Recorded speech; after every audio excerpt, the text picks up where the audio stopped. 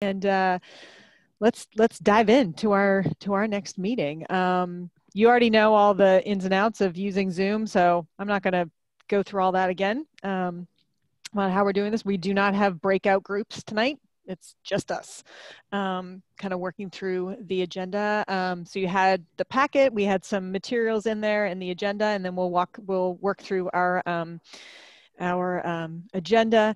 The one thing that I will note about tonight's meeting, we've built in a lot of time for discussion. We're getting into the weeds a little bit on some of the House bill stuff and kind of what it will mean to our zoning. So let's take advantage of the time and ask questions if you need them. We built off of some of the questions that we heard from the last meeting. So we're getting into, like I said, some of the more of the details tonight in anticipation of our meeting coming up in April, where we'll have some more draft code type things to look at. So let's jump in to the presentation. I'm going to share my screen. I'm going to ask if you can see it, of course, and hopefully get this done correctly. Is everyone looking at the agenda on the screen maybe? Great. Yep. Great. I see Matthew nodding. You're one of the only faces I can see on my screen over here, so thank you. All right, let's jump in. So I'm just going to kind of walk us through a little bit about the process of where we are, and then I'm going to hand it over to Kimmy to talk about the public engagement, what we've been doing, what we're about to get going on, and move us forward with that. And then we'll get into some of the more details of the code, the House bill, and so on. Again, with our overall project schedule, we're still looking for an adoption date of the summer. I'm going to use that as our date for now, but we're still moving forward for that. And as far as our overall project schedule, we're kind of sort of in the middle-ish, a little bit past the middle of the project, getting into this community review process with our code concepts, so we can get into the actual draft code language. And that's the conclusion of my welcome. I guess we're going to move into the public engagement piece. Kimmy, can I hand this over to you, please? You can. So we are ready to kick off the next set of we have kicked off the next round of public engagement. So what this round includes, just a refresher, is that we've got the Engage Milwaukee, the virtual open house and community survey, and that opens on Monday and will be open through April 8th. And it will be available in both English and Spanish. And then we've also got the meeting in a box, and Vera and Laura and others have completed 9 of those meetings with the neighborhood associations, and then there's one more scheduled. And then there's also the Milwaukee Leadership Academy and the Tree Board meetings have also happened. There's a couple more that are still to come, which are with the BIPOC community and the Spanish speakers. So there will be one meeting that is specific, that is in Spanish. The entire meeting will be in Spanish, and there'll be time for Q&A in Spanish with translation. So that's kind of what it includes with everything. What our big ask of the CPIC members is if you can let people know about the Engage Milwaukee site and encourage them to do the virtual open house and complete the survey, that would be great. As you might remember from the last round of engagement that we did, there were like 75% of the people who completed the survey did so because they were asked by someone that they knew. So just want to encourage you to do that. To send that out, and Vera will be sending out an email blast that you can adapt for you and word it however you want, but to send to your friends or acquaintances, or if you're part of a Rotary group, send it to them, or a book club or church, whatever. Get more people who know about it, the better, and then we'll get a better response. So go ahead and go to the next slide. So this is all about kind of what the purpose is of the community survey. So the purpose of this is to seek input on the public's preference of what they want to prioritize when it comes to housing, trees, and parking, when there's trade-offs required. So it's basically the same concept that we ran through at the last CPIC meeting, looking at those different trade-offs and how to balance all of that out when something has to give. And then we'll be introducing the concept of creating a flexible code. So the doing kind of the difference between doing the minimal that is required by House Bill 2001 and then taking a little further and having it be more flexible to potentially implement other code or other city policies. And then the last one is just to encourage people to think about their home and their ideal home in the context of its surroundings. So starting to get people to think about the concept of kind of the form-based design rather than, you know, your lot size and the specifics. So I'm going to just run through some of the questions. We've got, there's 4 basic questions that we're looking at, and it's kind of a story problem format as far as, so it's like we give them a scenario and then ask them to comment on it. So there is, it does take a little bit of time. We're probably thinking about 15 minutes.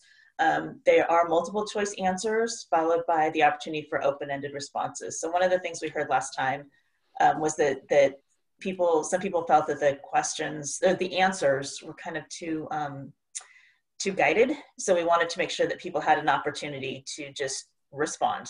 And so there's an opportunity for those for people just to give their feedback. So the first question has to do with these scenario questions that we basically, they're updates of the questions that we asked you all last month. So the first trade-off scenario versus parking and trees. What option do you prefer? And we're presenting the options of the current code requirements of everything being on the site, using the street as a potential parking space, and using the driveway or the front yard setback as a parking space. So those are the different options that we'll be providing, and asking people for their preference. And it'll be kind of a sliding scale, so people won't have to choose one over the other. They can say, well, I prefer this one the most, and this one I prefer the least, or this one I'm kind of neutral on. And then we'll be asking them if they support allowing less than 1 parking space per dwelling unit. And of course, then describing all of that to get there. And then with the second scenario, trees and building form, it's the same, similar concept. Here's different ways of putting a triplex on the property. Depending on where you put the buildings, depends on how many trees can be saved. And if you do 1 building versus 2 building, kind of what the building form looks like. Again, asking them what their preference is, with sliding scale, and then asking why they chose, if the one that ranked the highest, why they chose that. And then asking if they would support allowing building heights to go to 3 stories if it meant that they could preserve trees. So that's, again, getting at the trade-offs. Kimmy, I'm just going to hold us here for a second. Matthew, you have your hand raised. I assume it's about this slide. So if you want to ask your question. Yeah, well, it's about the questionnaire in general. I was just curious, and maybe it'll come later, that'd be fine. We've given feedback, the last meeting we had the exercises and information was collected, and then there's this survey and there's like the meeting stuff. How are you all weighting the information that you're gathering from CPIC versus survey responses versus like other ways? That's one of the things that's been a little bit elusive for me, is just not knowing like the actual weight of my and our feedback in these sessions. Should we, I mean, obviously you want us to be encouraging folks to fill out the survey. Just, it would help me to feel a little bit more connected to how that information actually gets factored into decisions. So that's my question. Thank you. Good question. So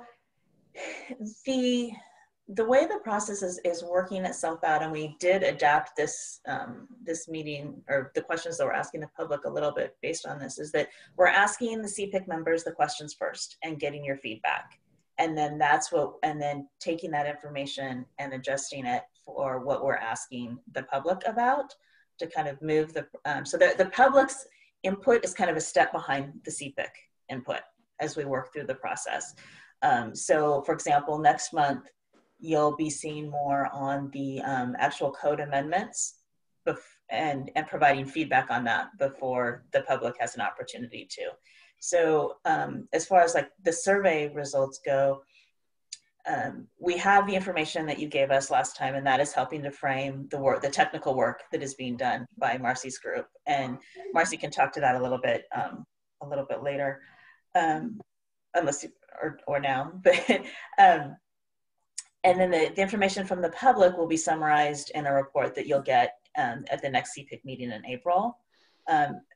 However, I do encourage everyone to go ahead and do the survey through Engage Milwaukee as well, because the questions are slightly different, and it would be good to get your input there as well.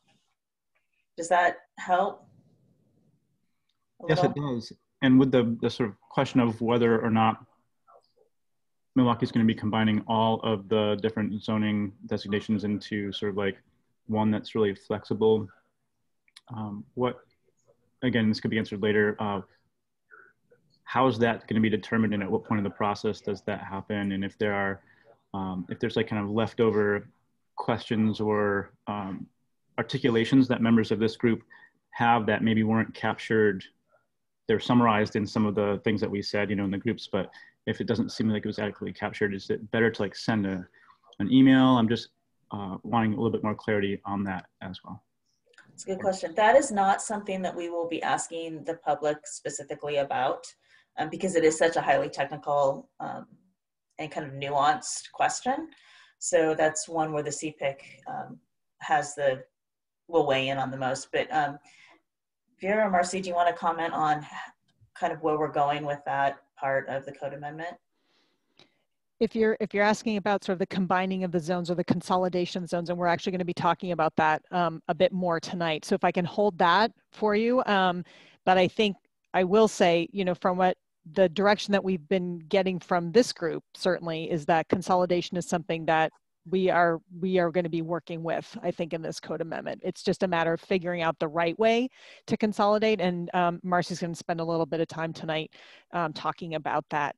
And as far as if sort of how the code amendments and the language and kind of our direction, if there are aspects of it that you want to share more about or more things as we're going through this meeting, maybe more things occur to you, please email them directly to me. That's great. You can bring them up tonight, obviously, for the whole group.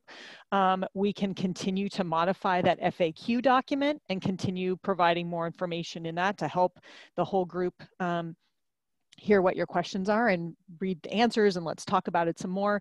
But if there are other things, I mean, we're never going to cover everything, you know, in one of these meetings. So as you think of things or things that we should be thinking about or directions that you think the code ought to be taking, please send them to us, and we can see kind of how we can fit it all into all of it. And it may make more sense as you see the actual language itself evolve. You know, we're in these refined concepts now, but once we kind of see the black and white words themselves, you know, on the page, that may help inform kind of the direction of the code, but also it may raise more questions for you or more ideas. And we want to hear all of those things. So please share those with us as well. It's an evolution, this whole process, I think. So that would be great. Thanks, Matthew. Appreciate it. And I see Joel, you have your hand up? Yeah, I'm sorry. I'm not exactly sure when it would be appropriate to ask this, but it kind of got me thinking. The parking inventory or study that was being done, I don't know if that's been released and maybe I missed it, or if that information will be available to the general public when they're kind of conceptualizing these scenario questions. That information seems like it would be valuable even in its current state for people to kind of formulate opinions on some of this stuff. Is that information going to be forthcoming soon, or is that not going to kind of fit into the timeline that you guys have designated? Can you help me with that? Yeah, no, and we're actually going to be talking about the parking survey tonight a little bit later, but in more detail actually for our next meeting.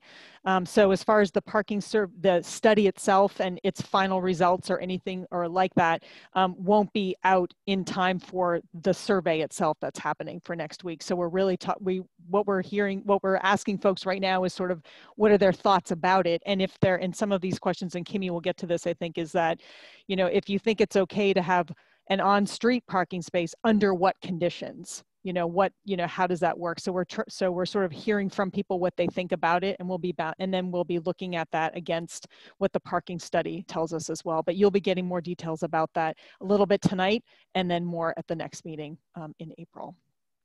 Okay, great. Okay. So this is the question that Vera was talking about, asking about the code flexibility.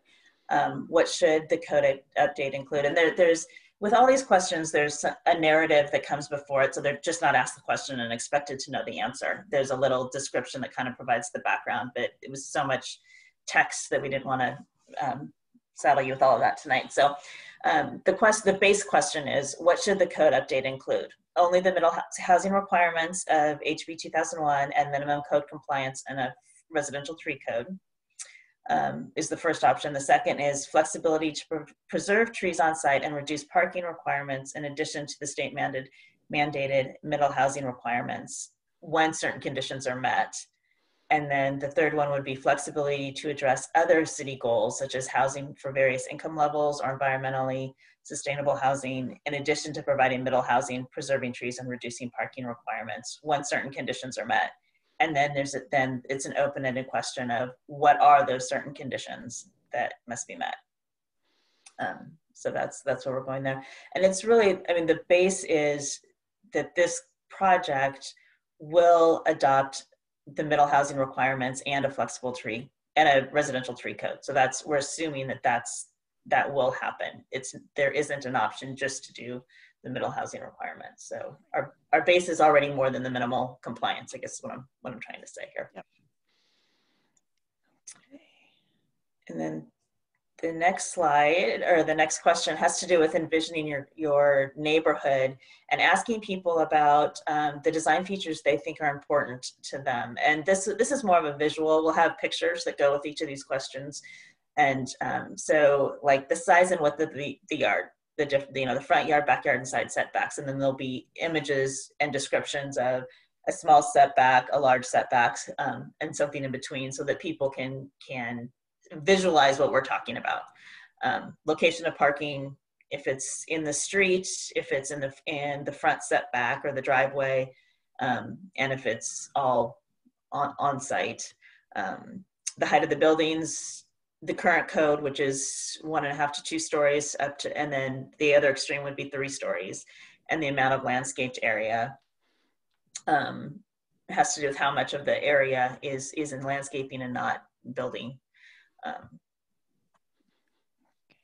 Build structures. So, and then the second, the kind of the follow-up question to that is, which of these is most important to you? Because some people may find that one of these is super important.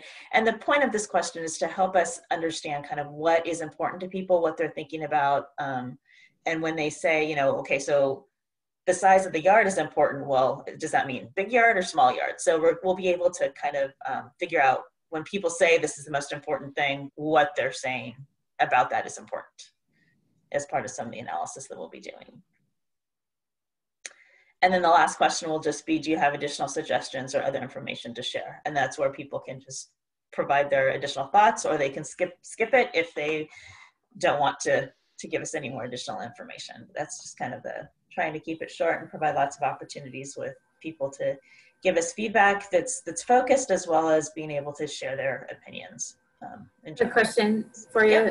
Can you go back one slide? When you say size or amount of landscape area, are you talking about the city-owned right-of-way, or what do you mean when you say versus the width of a yard? Like what is landscape versus yard? So the size and width of yard question really statement has to do with the amount of setbacks. So how close buildings are to the street and to neighbors, to buildings that are next door. The amount of landscaped area is more about the percentage of the property that needs to be landscaped. So it's another way of asking about lot coverage without using the phrase lot coverage, because sometimes we wanted to make sure that we were using language that was understandable to to a lot of people, or to most people, and try to stay away from jargon if we could. And so in this case, it's more about, yeah, trying to figure out how much massing are people thinking about on their property. Do they like the idea of having more landscaped area? We would be hearing that a bit. Okay, let's think about that. What does that mean for lot coverage when we're thinking about language? I totally understand the concepts. I just think it might be confusing to someone who doesn't hear the term yard, or I don't know, just someone might get confused by that piece.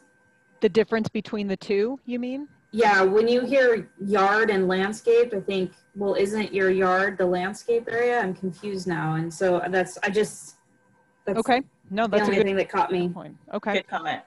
And then I thought, well, landscape now, then are you just referring to like street trees and things like that? And okay, it's just a bit confusing. Nope, that's good. We'll take a look at that. Yep. Make a refinement. Thank you. Diagram might help. Mm-hmm, mm-hmm. I second that comment, especially because you set up what we're looking at as trees. And nowhere in this slide does the word tree show up. Right, okay. I had a question on the previous slide. I don't know if I should jump in or just raise my hand. I guess I'm confused as to whether anybody has any say as to what the code update should include, really, because I thought that our charge was just to essentially implement the comprehensive plan via code update, in which case anything that's in the comprehensive plan, which I think would include the most extensive one of these three options, would be mandate. So yeah, I was just confused by the idea, even giving people the idea that this was a part of the process where we were determining what we were working on. I'm going to jump in because I want to make sure, Celestine, that I'm hearing your question correctly. So I think what we're trying to come up with, and that's why we've been going through a couple of these exercises with you folks about trade-offs. And so the idea being this idea of code flexibility, that if we assume that our baseline or our foundation for this project is compliance with House Bill 2001, so like sort of minimum compliance, making sure that we are in line with House Bill 2001, which in many ways does implement our comprehensive plan from the standpoint of broadening or expanding housing opportunities throughout the city. And yes, in a tree code, I mean, the tree code is part of this project. And to that extent that we need to deal with parking as part of that sort of minimum compliance. And then we're trying to understand, do folks see a benefit or have thoughts about making some of those standards flexible if it means, for example, we can save a tree on a property. So maybe we don't have to have the 2 parking spaces on site behind the front yard setback like our code says right now. Maybe one of those parking spaces can be in the street. And so we're trying to figure out, trying to stretch that minimum compliance piece and figuring out what folks are willing to think about or are interested in. I mean, we were hearing from this group that there was a lot of interest in doing that, under the right circumstances. Yeah, I think I understood all that. Okay. And I think that my question remains, is the code update simply about meeting House Bill 2001? Because that wasn't my understanding. My understanding was that this was a part of the comprehensive plan implementation process, right? Yes. So that's where I'm catching, and I'm not understanding how there's even an option that we're not considering the breadth of the comprehensive plan as a part of the update, not only House Bill 2001 compliance.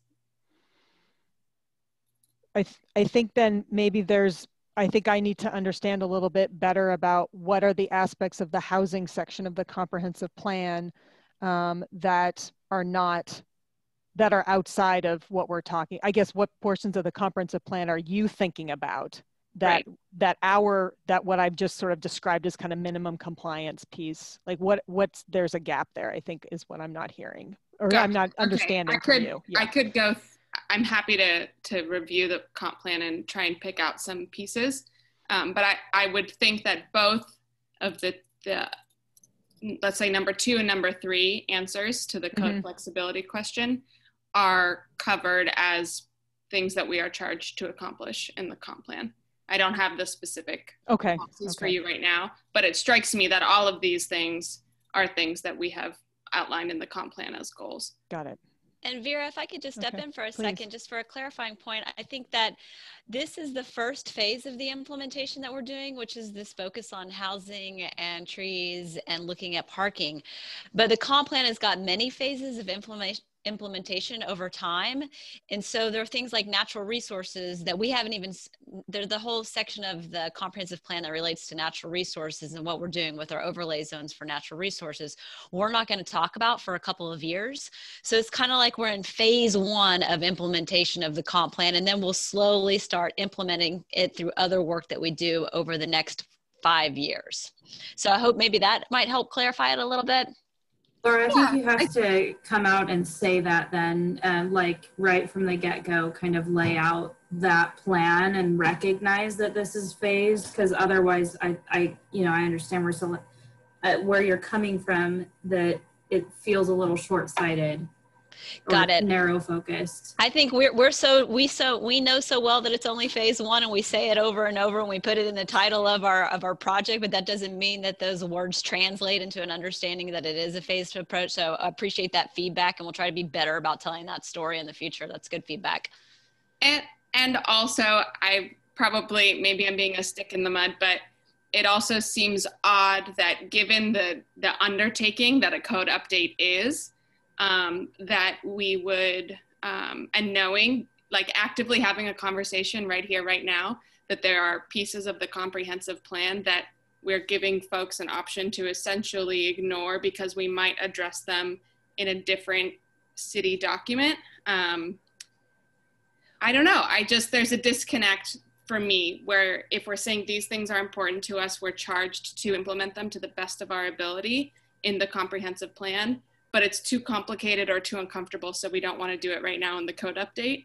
I don't know, it seems like a false offering to the public to say you now get to choose what parts of the comp plan we actually implement in our code update. Well, and this is just to be clear, this is only one part of the code update. We'll be updating the code in other areas as we go throughout the process. We're just at the beginning part of the code looking at housing. That's kind of like the first step. But like when I alluded to the natural resources, we will go in and update our code and our natural resources overlay during another phase. So there will be other times throughout the process that we will be updating the code. This is just one moment in time of looking at housing and looking at the tree code. But I do understand the frustration and wanting to do it all at one time. It's just that it's very difficult, and there's layers and layers and layers of our code that we're going to have to look at over many years. And so I think we're just at the beginning of one small part of our code. But if I can jump in on that, Laura, too, I think I hear what you're saying, Celestina, for sure. And I think we need to understand sort of the range of things that people are thinking about as it relates to our code. So I think that's part of the reason why we're not trying to limit what people are thinking, but what I'm hoping is that we'll hear where people are sort of on the spectrum of things that we're asking about housing, about trees, and about parking. And if there's more that we should be doing, and go big, go bold, or go home kind of idea, we need to hear that from people and to kind of put us in there. But we need to hear from folks on, where are they in this range of things that we're talking about. But I absolutely hear what you're saying. Thank you for that. This is Nicole. The way that I have sort of framed this in my mind, and I guess now would be a really good time to check in and see if I'm framing it correctly, is that the comprehensive plan is a policy guide, and we're looking at how to implement the policy. We're not making decisions about what part of the policy. We're looking at it as a policy guide, and we are looking to translate the policies into where the rubber meets the road. Correct. Is that That's accurate? Correct. Yes. Okay. That is accurate. Okay. Yep. Yeah. Yep. That's it. Is there other? Renee, I see your hand is up. And you're muted, so I can't hear you. Sorry. I can talk for a minute. both Lisa and I have had our hands up for a while here. I'm sorry, I can Okay. only see 4 people on my screen. So maybe if Mary or somebody else could help me manage that. Sorry, because since I'm sharing my screen, I can't see everybody. Sorry about that. So I just want to say, I think the Celestine's point is very interesting, and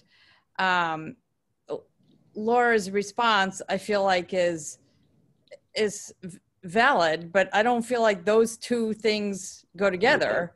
For me, what I think Celestine is saying, and it's kind of bouncing off what Laura said, was if let's say this is phase 1, if it doesn't, in phase 1, if we're not taking into consideration the comprehensive plan's larger concepts like equity and affordability and environmental sustainability, then how are we even going to expect it to happen in phase 2, 3, 4, 5, and everything else that's happening in the future?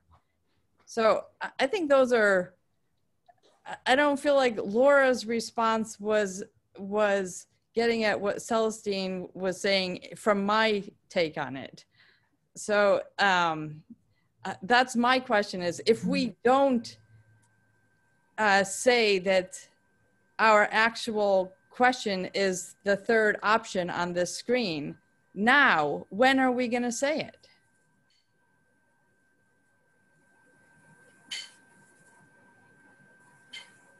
Sorry, I'm writing notes. Just a second. Somebody else on the team wants to jump in while I'm writing things down. Please do. One thing I might add to that is that we did hear that from the last CPIC meeting, that the CPIC is interested in looking at the flexibility for these other city goals that you're talking about. And this is a way to confirm that with the public, so that when,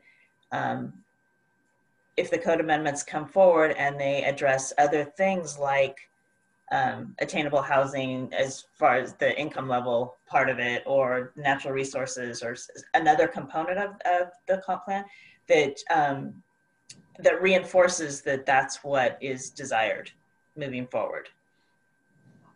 I'm sorry to speak up again, but I'm just really baffled.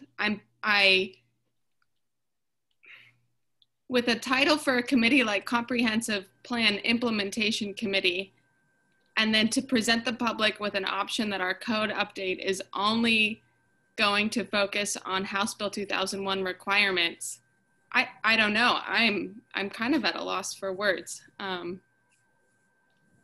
Maybe I can jump in and try to speak to this, because you know, the Herbsworks and extended team of people, tree experts, an arborist, a parking expert, we're very involved in the details. And I think these 3 questions that were just posed in the questionnaire, they're not intended to be mutually exclusive. Housing is one of the goals, and we are required, as all cities in Oregon are required right now, to implement House Bill 2001. But if, you know, most of you have participated in these trade-off exercises over the last several CPIC meetings, you understand that none of them are erased by one. I mean, there are always the trees and the housing and the parking that have to be considered together. And it's a very delicate, context-sensitive approach that's taken. In no case will we ever just say, well, housing must come first. There's so many details to this that have to be worked into the code so that you can save a tree and meet House Bill and provide parking in a way that is acceptable to the neighborhood of the city. It's just really, as I think people have participated in the actual design exercises, I mean, you've seen how difficult the trade-offs are, but nothing goes away. Everything actually, we're trying to find a way to have everything.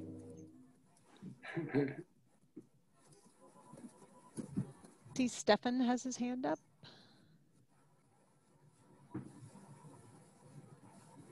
At the risk of coming across as a know-it-all in this, a suggestion that you can take or leave, it might be helpful, would be to have a person designated to make sure that and preferably not one of you who's right in the mix of rewriting stuff and crafting stuff and going back and forth on this on a daily basis. Somebody who's outside that a little bit to take in everything that you present and give you feedback about, okay, how does this line up with the rest of the comp plan? So you're not going, and if I'm hearing Celestina and Renee correctly, going in some way that could preclude some things that could be accomplished in other parts of the plan. Right now I'm hearing, okay, those are gonna come later. And anyway, all that said, my thought is, if Layla could play that role, Community Development Director, I'm sure she needs more to do to be kind of outside the day-to-day nitty-gritty of it, but could still say, hey, wait a minute, we could have a problem here in terms of natural resources or sustainability or solar access or any number of things. It's just an idea. And there she is to quickly defend herself. Hi, Layla. That's my 2 cents worth. Layla, you're, oh, there you go. Am I muted? It's just, you're really faint. Sorry. Yeah, I apologize. If I talk louder, can you hear me okay? Okay. Yeah. I have an issue with my mic and my earphones died, so I apologize. I said I had my hand up before Stefan said my name. So what I wanted to say is that the team is doing this, and I appreciate this conversation. And Celestina, I appreciate you kind of challenging us as well and making us stay true to this comp plan, because you're right, you are the Comprehensive Plan Implementation Committee. Your role is to help keep this project moving and making sure that what we're doing is reflective of those. I would say that this team, and we meet a lot, we look at this whole project through the lens of the policies that are the comprehensive plan. So as we think through this, I think we as a team here can all acknowledge the intersectionality of many of the themes that pervade our comp plan, from equity to livability to preservation of green spaces to higher quality living spaces for our people. So I think that we all just kind of have to acknowledge and recognize that's where we're coming from. That's the sort of base place that this team is coming from, is from that comp plan. We're challenged with doing something extraordinary and very difficult by changing the face of single family zoning and eradicating it, frankly, in many ways, by introducing new housing types. And so our focus right now is obviously on those things. And what we're trying to do by bringing in the tree discussion, in the parking discussion, is to kind of embody those policies in the comprehensive plan by asking the questions of our citizens in the most inclusive way we can, of like, how far are you willing to go on these things to achieve these goals? And so that's what we're really trying to do here. By asking questions about parking, we're trying to live true to the concept of livability. Yeah, our perception of parking and housing is different no matter where we live. So I think that I just wanted to make that point, is that we really are looking at this from that perspective. I value the suggestion of sort of kind of checking back in on that, and that should be something that this team is doing, and we can certainly find a way to address that more directly if there's sort of an appetite for that. But that's all I wanted to add to the conversation. I do appreciate what we're talking about here, and I welcome this kind of dialogue, because I think that that's what allows us to do more innovative and interesting work. This is intended to be a dialogue where there is pushback, so we welcome this kind of feedback. But I just did want to make that point really clear, that we are coming from the base. The comprehensive plan is guiding this housing work, and that's why we're doing all this stuff together. I will lower my hand now. Thank you. All right, I see Daniel's hand is up, and then Jean, you're next. I like Stefan's suggestion. I also just wanted to offer another suggestion, which is I think particularly when soliciting feedback from the public and offering the survey, it may be helpful to present some of the key policies from the comp plan that staff believes are being directly sort of furthered or implemented by the proposed code concepts. I think it's also hugely important to keep in mind, like making sure that whatever is done now doesn't run counter to implementation of other concepts as well. But I think part of what is maybe getting lost for me in some of this discussion that I know I have background in and some other folks do that were involved in the comp plan development is really the tie to the specific policies in the comp plan. And I think that may help the solicitation of further input so that it really tells people it's not just about House Bill 2001, it's also about implementing these specific concepts. And that frankly, there's certain things that are not necessarily up for discussion at this point because there is policy direction that the city has already set. Thanks, Daniel. That's actually that's a really good point. And we can include that in the materials before the survey. Thank you. And it's not been our intent to focus solely on House Bill 2001 to the exclusion of the comprehensive plan. So I'll make that clear. That's not what we're doing, but I can see how it sort of seems like that's what's happening. So we will make sure that we're bringing the comp plan policies back more into the forefront. And that was always our foundation, and House Bill 2001 was always kind of intended, kind of came in underneath it, but maybe we're sort of overemphasizing it to the exclusion of the comprehensive plan. So it's a good reminder. Thank you. Thank you for that. Jean, you've had your hand up a couple of times. Yes, I did. Hello. I was thinking about what's going on, and it seems like the comprehensive plan is the macro, and it's a large overview of what we want life in Milwaukee particularly to look like. And then there's the micro, which are the elements that make up what that vision is. And perhaps it would be easier to start with the micro and to give you an example, a concrete example. You know, we had this ice storm recently, impacted a lot of people, a lot of trees were affected. And I live on a lot that's 8,000 square feet, and the neighbor to the east is probably 10 to 11,000 square feet property, and there are several neglected, in my mind, neglected trees. Well, one of the trees dropped a branch, fell through an arborvitae, and just barely impacted the power line. Now, no power went out, but when I looked at the situation, I thought, who should I call?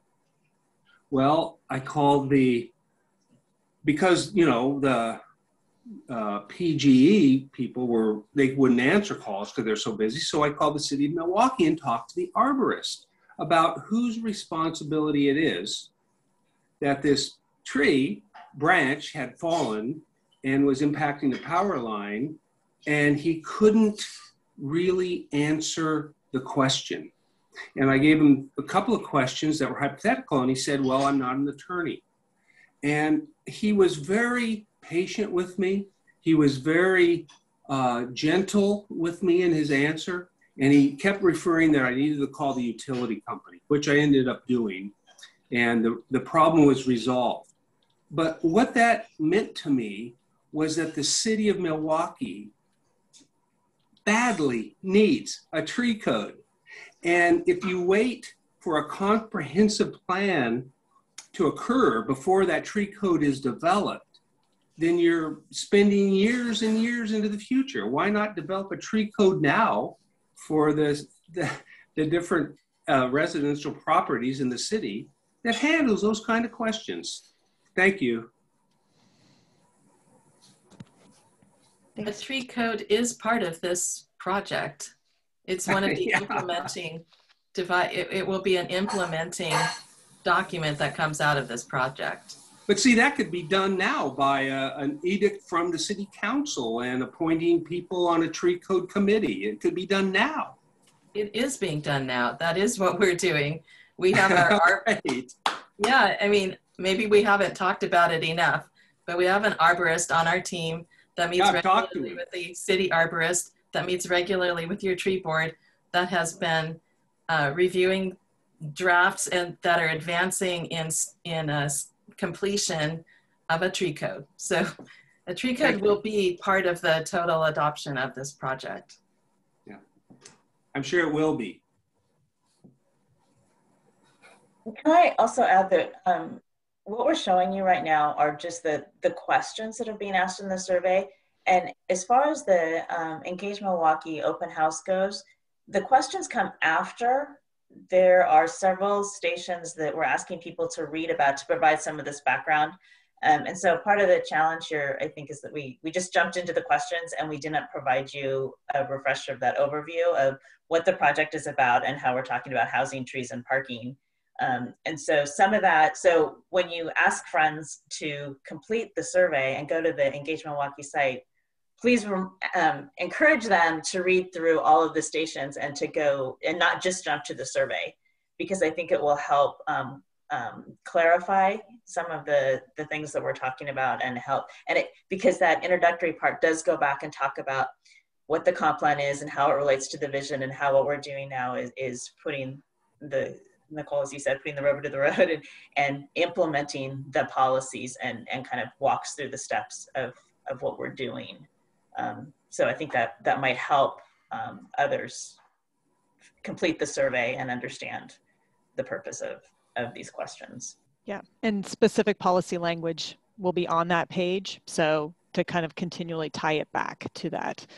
We mentioned that there is such a thing as House Bill 2001, but we're back to that there will be specific policy language, kind of quoted right in there to tie all of this work back to that sort of the mother document that we're implementing here. So we'll make sure that we make that really clear, and we'll go back over it and make sure that we have enough of that in there, that we really emphasize the comprehensive plan as part of this as well.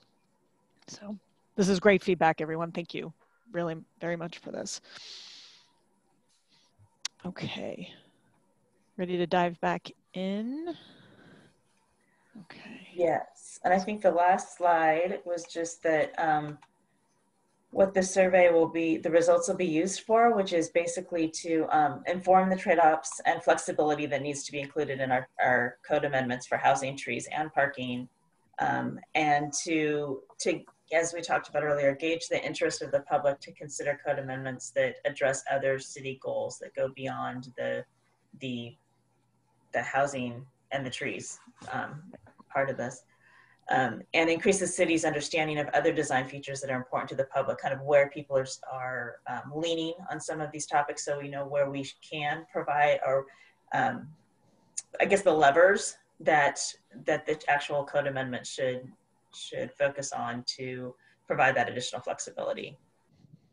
And then we'll present the survey and the open house close on April 8th, and then your meeting is the next week. So we'll be turning around the results as fast as we can, but you most likely will be hearing it for the first time and seeing it for the first time at that April meeting. All right. Thanks, Kimmy. We're going to move on to the next section, which is talking about a little more of the details and expanding on the FAQs. I'm going to turn this over to Marcy in 1 second, but I did just want to mention something that was brought up to us today that had to do with the FAQ document that we'd been working on. That was actually included in a packet from the last packet, but we've been kind of working through that and providing answers and to some of your questions on that. And I think, and so I think we weren't clear enough, or we didn't do a good enough job on one of the questions that had to do with, one of the questions in the FAQ was specifically about tools that we have to encourage more multifamily and middle housing units as ownership units versus rentals.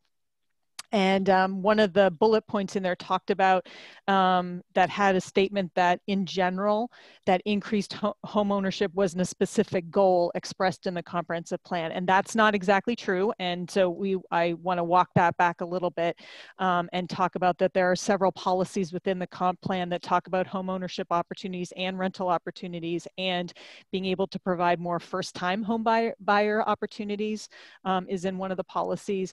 And I think what we did, I think in sort of framing it that way, we don't want to be misunderstood that we're sort of downplaying the importance of home ownership, because of course it is. But one of the things that is out of our control from a code standpoint is requiring home ownership over rental or vice versa. The code doesn't do that. That was there were some other parts in that answer that talked about some of the tools that we have to incentivize or to encourage homeownership units. And that was some of the stuff that Layla's team works on as well. So just wanted to kind of clarify that homeownership, of course, is an important aspect of our city, and folks being able to build family wealth and so on. And we know kind of what the history has been about generational wealth and the lack of homeownership opportunities for a lot of different communities. So we will be editing the FAQ, and we'll sort of reissue it and repost it on the Engage Milwaukee website and make it a resource for folks. So apologies for not being clear on that, or sort of not doing a good job, I think, of sort of skating that line of making sure that it's clear that our code can't require home ownership over rental necessarily, but we can encourage it. So we'll be more mindful of how we talk about that in the future. So we will, again, make a clarification in that. We will edit the FAQ, and then we will reissue that and make that available to folks. Your Counselor Beatty has her hand up as well. Sure, Counselor Beatty. Thank you. I appreciate that clarification. I actually meant to raise my hand when Kimmy was talking. This is actually a question more about what she was talking about, which is, you talked about the meetings that happened already, and a couple more that are still remain to be happening. But last time you talked to us about wanting us to do, some meetings, some one-off meetings with neighbors and some smaller meetings, and convening, doing this meeting in a box to a broader swath, like maybe PTOs or neighborhood groups beyond the NDAs, et cetera, et cetera. Has that idea been dropped? I can take that. So we've met with all of the NDAs. Ardenwald is on Monday night. We've met with the Milwaukee Leadership Academy. And then we sort of did a kind of a beta test on some of our stuff with some city staff who are also city staff who are also city residents. So we got sort of a small group of those folks to give us some feedback as well. And then we have a couple of our meetings that will be scheduled, I think, in a week or week and a half. I'm still waiting for RSVPs for our BIPOC and our Spanish speaking groups. But so I haven't heard about other groups that want to have one of these sort of curated or sort of facilitated meetings. So based on our availability, we could certainly do that over the next, we have sort of a template presentation and discussion that we have with folks. Takes about 30 minutes when we've been at the NDAs to do that. But those are all the ones that we've done so far.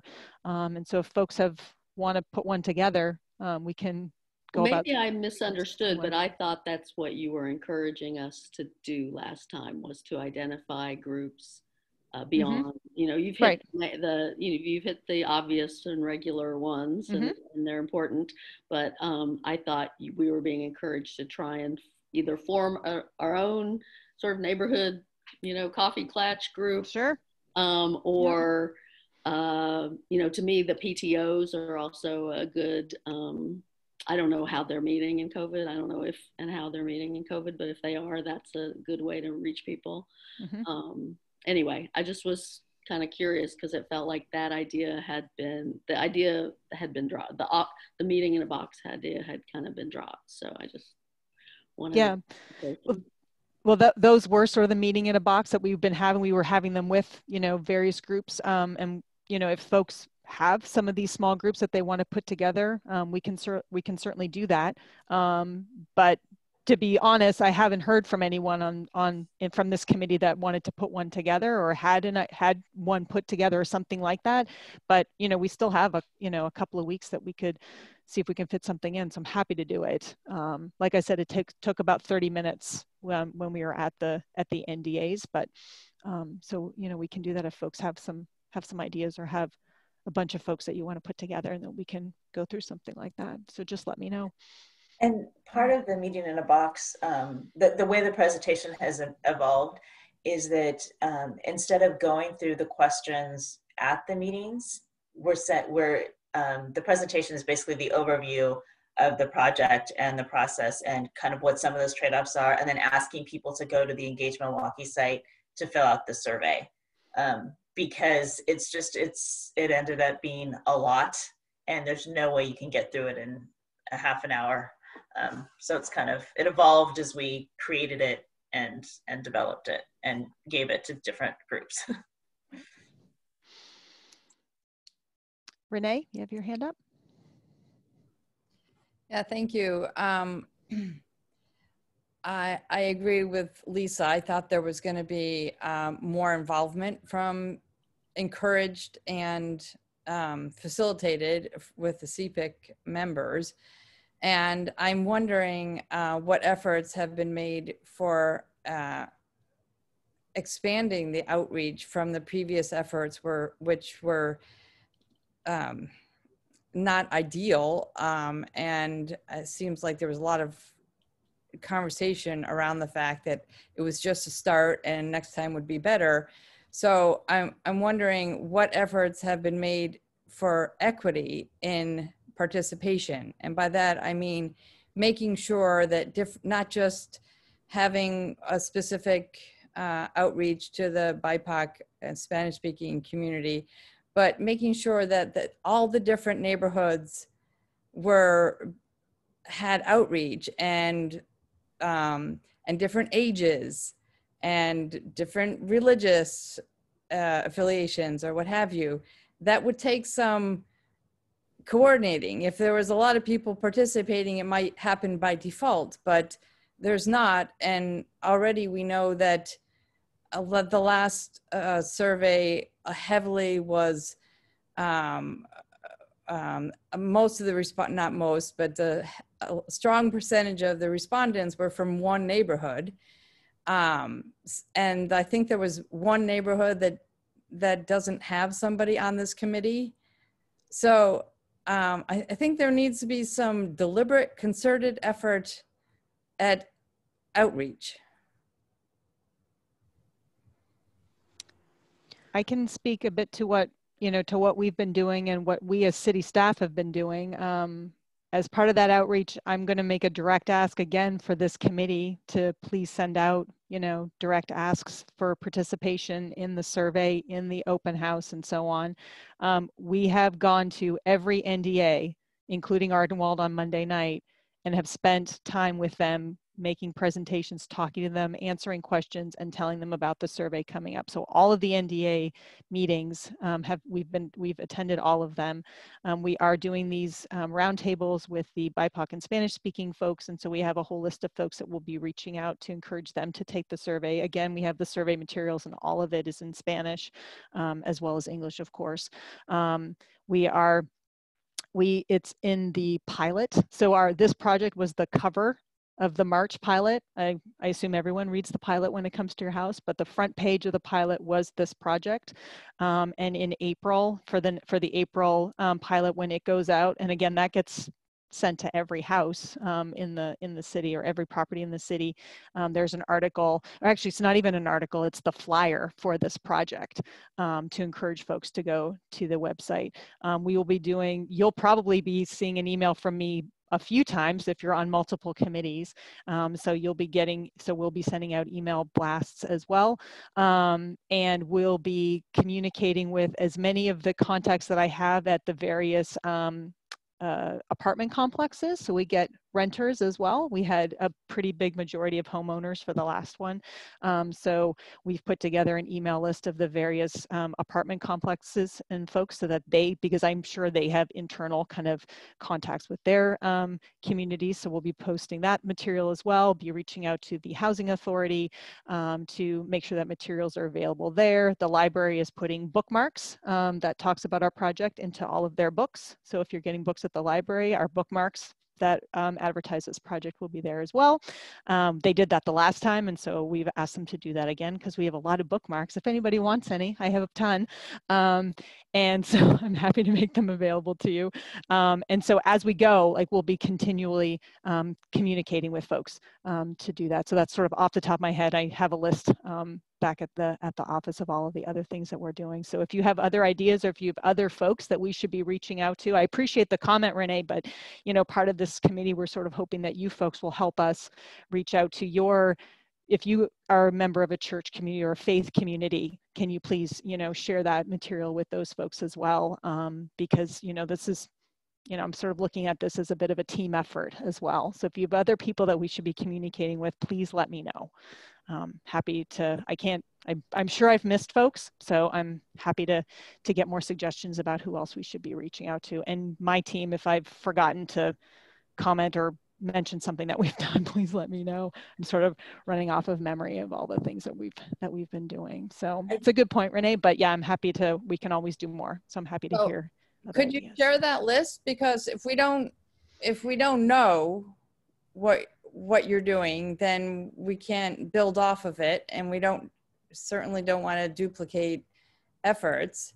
And if we put our heads together, you know, maybe we can identify additional places or say, hey, it's covered. But if we don't know that information, so you've just gone through an extensive list that I hadn't heard or seen anywhere else before, except for the obvious neighborhood associations and the outreach to the BIPOC community. Can you provide that list? I'll send it. I will reiterate. I can put it in an email to everybody about what we're doing, and I can send that out. Tomorrow's Friday, so I can probably get that out tomorrow. So if there are other folks, happy to hear it. I would encourage you though, if there is someone on the list that Vera sent it to that you know as well, send it to them again, because the more times people receive the link, the more importance it has. And so they might be willing to, or take notice. If they receive 3 emails about it, then they go, okay, this is important. I've got 3 different people telling me that I should do this. They might pay attention to it. The other thing I wanted to add to what Vera was saying is that in January, we did meet with the diversity manager for the city, and he is also helping us do outreach to get it to various groups. So and he was not, he wasn't on board with the city, I believe, in November when we had the first open house. So, so it's an additional outreach that we're able to do there.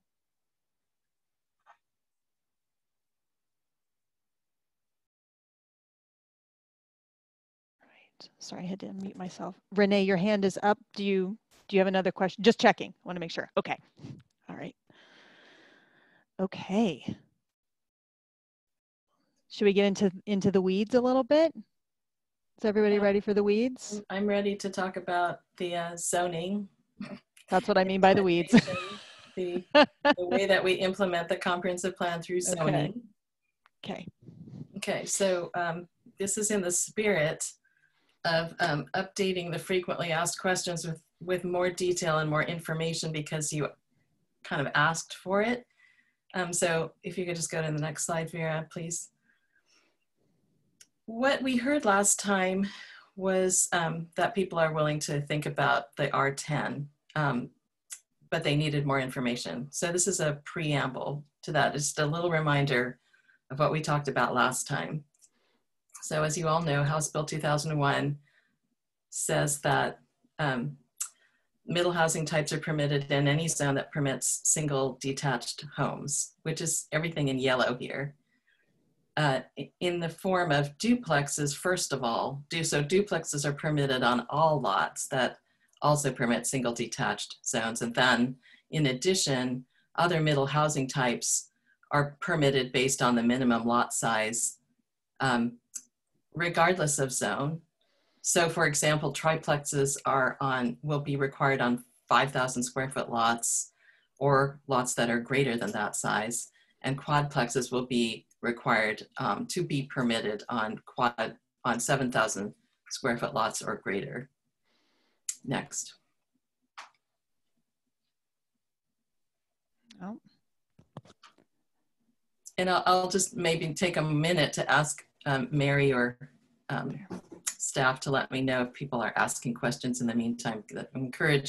We're encouraging questions as we go.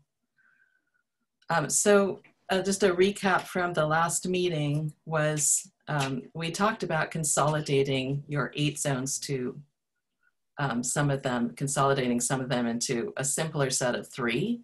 And that is what this would look like mapped. There was general agreement that we heard amongst the groups that going from 8 to 3 made sense. That would mean we combine the R5 and R7. That would be the vaster purple part. Combining the R3, R2.5 to 1 and R1B, that would be this orange. And then there was still kind of an open question about the R10. Should we leave it alone? And what we understood was that people needed more information, but they were interested in talking about it further. So that's the purpose of part of my presentation. Next, please. So I'm going to talk to you about this issue using maps above and some of these Jello mold models that we talked about last time. And just to remember, these Jello molds are not a house. It's it has a daylight plane which cuts across the height and setback kind of Jello mold shape and makes it look like a house, but it's actually not a house, but a house could fit in it. Development can fit in that volume. Next.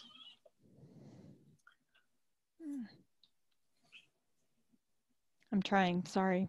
It's not cooperating for some It's a big reason. file. It's a huge file. Yeah, that's part of it. Okay, well, here we are. All right, so for large lots, that is 10,000 square feet and larger that are inside the R10 zone. Let's just talk about what types of housing would be allowed to go in that Jello mold. It's written in white on the volume on the side of the Jello molds. You may not be able to read it very well, but today it says, today what is allowed inside there would be a single dwelling and an ADU possibly if someone chose to have that. In the future, under House Bill 2001, what would be allowed in that volume is a single dwelling, a duplex, an ADU, a triplex, a quadplex, cottage cluster, or townhouses. Essentially everything, because this is the largest type of lot we have in the city. Next. And I think, Renee, you've got a question, so we'll pause. Sorry,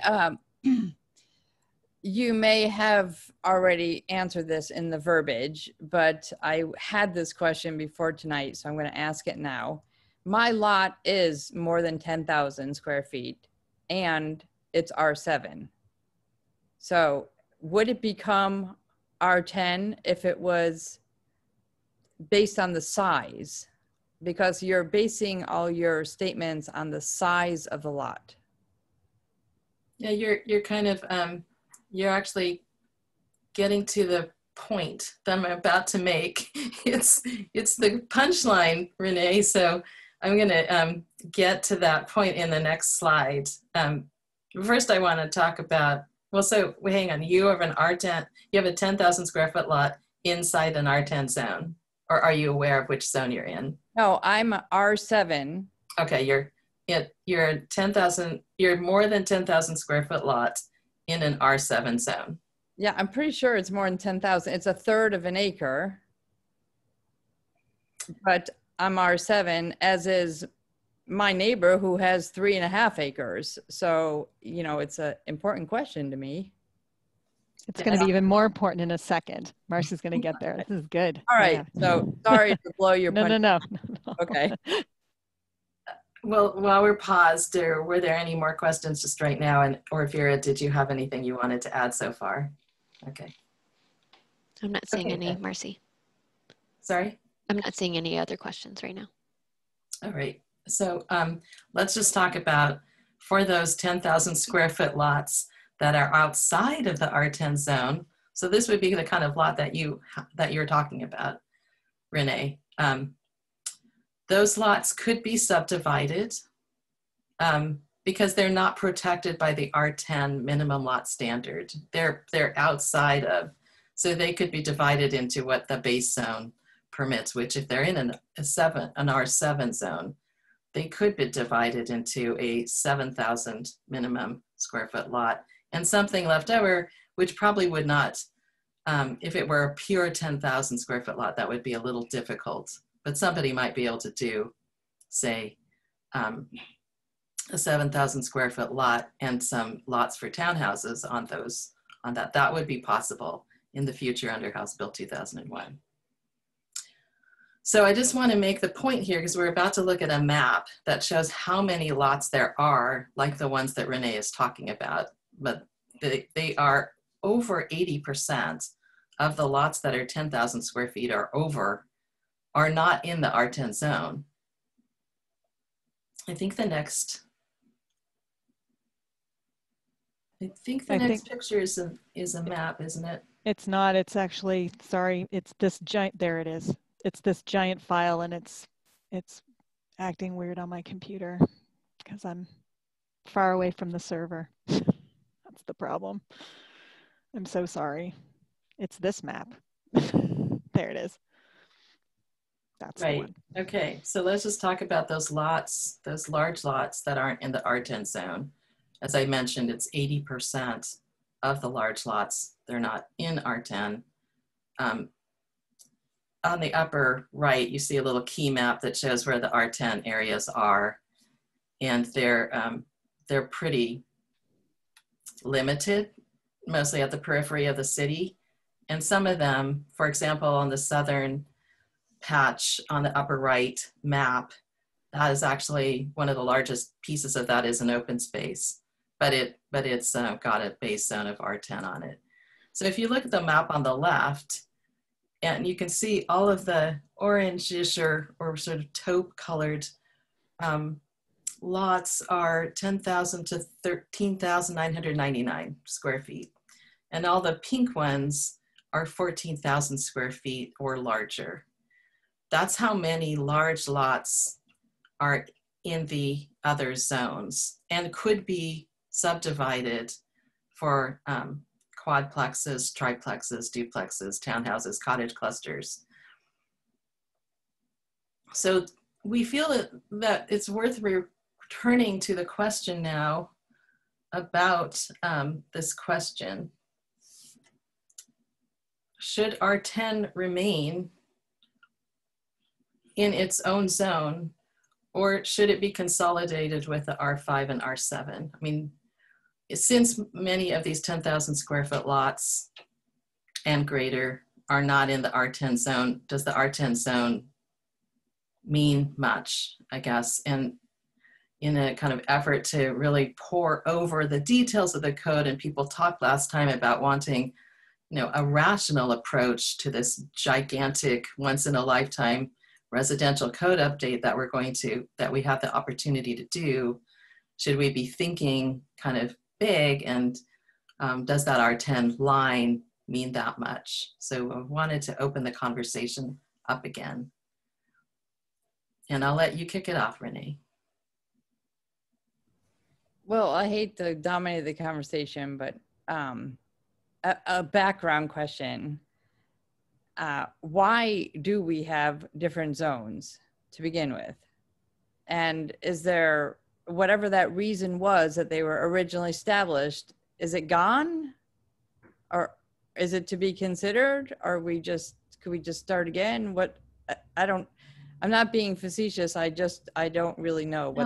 That I think is the fundamental question. It's kind of a philosophical question. Why do we have these zones? It's because as we mentioned, as we explained in the preface to the code audit a few deliverables ago, The single family zoning is a kind of social program that was instituted after the war, and kind of a lot of federal dollars went into subsidizing suburban development and setting up these zones and setting up minimum lot sizes and minimum setbacks and the kinds of people and households that could live in them, and even requiring, in many cases, CC&Rs to limit the types of people that could live in them.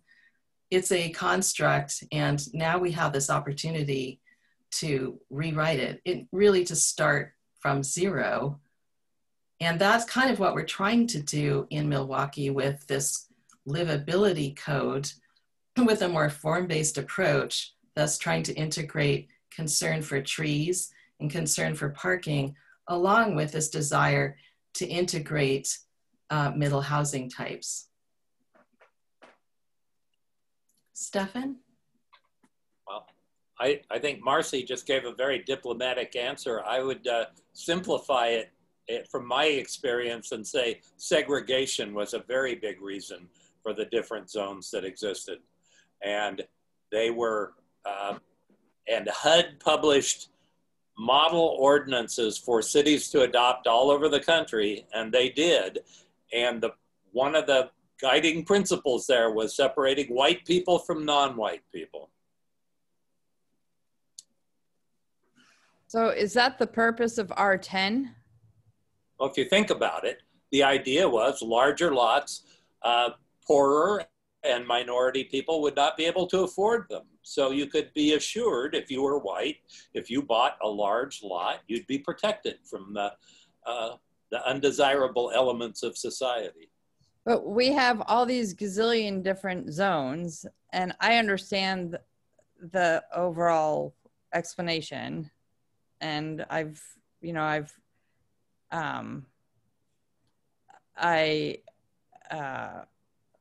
listened to as many of the programs that have been sent to us links about specifics. So I got the idea. What I don't understand specifically is you have R7, R10, R3, R8, R this, R that. And if you look at Milwaukee specifically, and there's very few R10s, does this idea of that zoning being, because of segregation, does it fit Milwaukee? And why so many different zones? Well, I'm not, Lisa maybe should answer this and not me, but to me, Milwaukee's got a blue collar history. And so it's not surprising that there would not be so much of the large lot zoning, where a place like Lake Oswego has a whole lot of large lot zoning. So I'll just say, I mean, I think the racist history applies equally to the R5, R7, and the R10. I wouldn't get hung up on the R10 as somehow being more suspect or something, because if you look at where we have R10, it's one very wealthy enclave, Waverly Heights, and then it's along Lake Road. Well, along Lake Road was one of the last parts of Milwaukee that was changed over from being farmland. So that was farmland the longest, and who knows? I mean, I'm speculating, but it might have just been the agreements of wanting to keep some farming there. It might have been the agreement, it might have been what those farmers who owned those big blocks of farmland wanted. They wanted bigger lots. I don't know, but I don't think that's a question we need to get hung up on.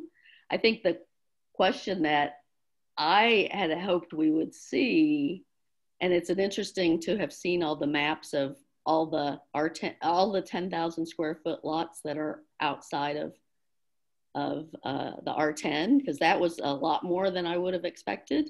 I happen to live on a piece of property that is probably 10,000 square feet, but it's 3 lots. It's not a single lot. So it is 3 lots. And so I'm kind of curious about that in that mapping. But if you have a single lot that is 10,000 square feet or 14,000 square feet, the envelope, the jello mold, is going to be super out of context with the houses around it. And I was hoping we would see a graphic that would kind of illustrate that for us. Because I do think, I mean, it's probably not something we can change, but I think it's something that we need to be aware of because we see it happening in Selwood and other places. Yeah. If I could just try to answer, I think we do have a Jell-O mold that shows that effect. I mean, maybe I'm not understanding your statement, Councilor Beatty, but I feel like it's this slide that we're looking at. No, I wanted to have one that showed the Jell-O mold set in an existing neighborhood against the size of the houses that are around it. That's what I was hoping to see. Like take any of these 10,000 square foot lots, whether they're in R10 or not, take an aerial of the houses around it and then take one lot out and show us what the Jell-O mold could be on that one lot. That's good feedback. We can try to provide that information in an updated frequently asked questions. But let me just say that the Jell-O mold is, in any case, it's bigger than any house. I mean, I think people would be surprised to learn what the zoning code currently permits. It would look probably out of scale with any house.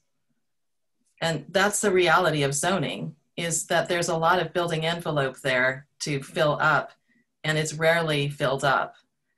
Partly because as soon as you have to provide parking on the site, that takes away, it just like lops off a whole section of your Jell-O mold, and you can't build on that because you have to provide a space for a car on it. So just to be clear. Can we go through some of these other questions? I'm sorry if I don't get you in the right order, but I'll let Sharon speak first. My question is whether there would be any unintended consequences that we can anticipate. I know that's kind of a paradox in combining R10 with R5 and R7. To me, it makes intuitive sense, but also I would be concerned that with the many single large lots we have, that there is the opportunity for weird development. I mean, Milwaukee is in kind of a unique position in terms of all these large lots at the same time that we're having a real crunch in buildable land in the Portland metro area. And so, so we have an affordable housing mission, but I think people would also be upset if the nature of the neighborhood drastically changed. And Sharon, you have set up the next part of the presentation perfectly for Vera, because she's going to talk about what would actually be required to take one of those large lots and subdivide it and build on it. And it's daunting. So just lest anyone believe that just because there are these large lots that you'll see overnight a lot of infill on them, that it's not realistic assumption. Okay, so you took your hand down. How about Micah? Actually, I think Matthew's next. Okay. Then Micah. Okay. Okay, thanks everybody. I'm trying to figure out how open space and when open space comes into the conversation. Now, I recall from the CPIC work that we did, Milwaukee's parks currently do not have their own zoning designation. And if you look on the maps, the majority of them are zoned R7, which is really strange when you think about it. The only open space that I could find on any of the city maps is actually Elk Rock Island. And so there might be something in here, factoring in a lot of the points in conversation that we had so far, I'm not sure if it would be like giving an option to owners who have an R10 or an R10 sized lot to choose or go through a process to be zoned open space. There are some benefits to open space. Yes, it's still private land, but it has a much greater emphasis on ecological services. And if done a certain way, it could also be kind of designated for research and education. I'm familiar with that because I am the president of the land trust, and those are some of the goals that we have. And I'm a little bit disappointed that agriculture hasn't really popped up at all. Like we talk about landscaping, but I don't want to wait 5 years to talk about food and then realize that we're prioritizing trees and houses and parking, and then food is just kind of like, squeeze it in where it fits. So I know that's not the intention, but maybe this conversation about R10 is the place where we can bring in some of those other points that people are really passionate about in the CPIC and give it a landing spot. So how does open space change or sort of give us some different ways to think about this predicament around what to do about R10 and where it goes? Could R10 become open space in some instances, and how? I'll try to answer this question. I mean, I think mostly what you're asking for is a landing spot for this idea, and I think maybe the large lots is a landing spot. It's it has to be said though that we're talking about property that is owned by someone. Now, a land trust could take ownership of this, a land trust that is dedicated to repurposing land from residential use, say, to food production, urban agriculture, or other purposes. I mean, and is often used to build affordable housing. It would have to become the ownership of another entity. So, but it's an idea. I don't think anybody wants to lose it. We've talked. You've been a good agent of those ideas, and so. Yeah, I just would reply that I'm not sure that it would need to be a land trust involved. I mean, we're talking about how the city can enforce tree code and tree policy. I think it's within reason to say that the city could expand how it thinks about open space zoning and the things that are allowed in open space zoning, just like it thinks about and makes policy about what's allowed in any zoning designation at all. I think we just need to flex a little bit. And I would love to feel like the attempts to enter this into the conversation made its way into greater discourse among our body. Thanks.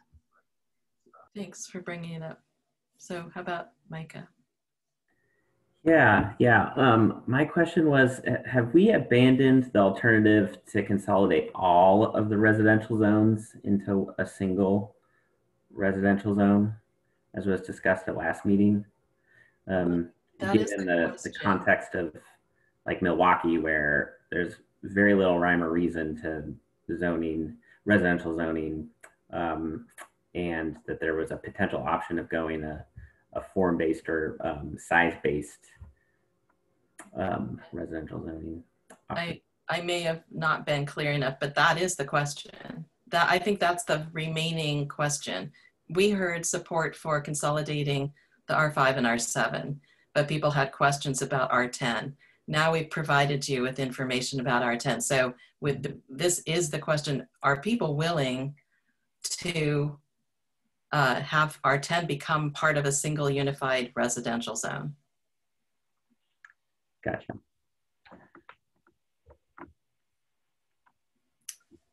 All right, so if there aren't any more questions about this one section, or if Vera doesn't have anything to add, I'm going to move on to the next part so that we can get through this part of the presentation. So I did want to talk about these smaller zones. We haven't talked about them much yet, but as we heard that people were interested in combining these. So I want to just talk about the development standards and the jello molds and the parking issues that apply to them, because they have a slightly different flavor, so to speak, in the House Bill rules. So these zones, as you can see colored here on the upper left, this is where these smaller zones are. And some people have expressed interest over the last several CPICs about could these be used, for more dense, to incentivize more transit-oriented housing, or maybe less parking would be needed in these places. And so we have the neighborhood hubs map on the lower right, because I think it's where these two ideas begin to join up. And if we could go to the next slide, please. I wanted to talk about where the city would permit triplexes, which is one of the higher intensity housing types. Those would be, it is the city's choice. It is your choice, first of all. The CPICs kind of like gets the first choice on these issues to discuss whether lots smaller than, say, 5,000 square feet should be allowed to have a triplex on them. That would be going above and beyond what the House bill requires Milwaukee to do. But you can see where those lots are. They're not, again, they don't, what does zoning mean? These small lots are not all in the small lot zones. They're kind of scattered about.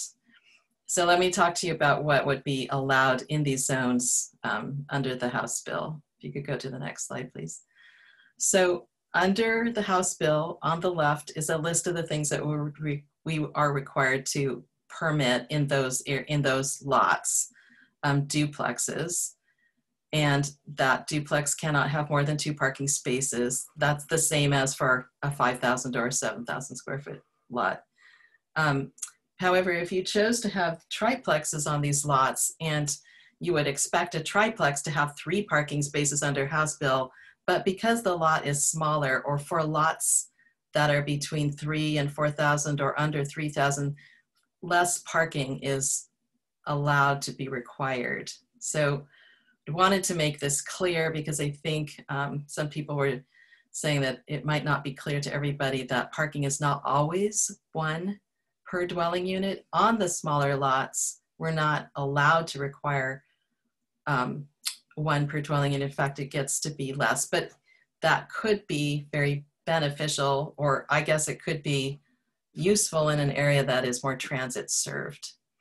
So we mostly wanted to ask the question, should we consolidate those high density zones into a single zone? And are you interested in permitting triplexes, or even maybe some of the other housing types like quadplexes on these smaller lots in these zones? So I'll let you go, Micah. That was left over, sorry. Oh, okay. Renee. So this is a topic that's come up at various times in people's comments that are proponents of grouping density with public transport.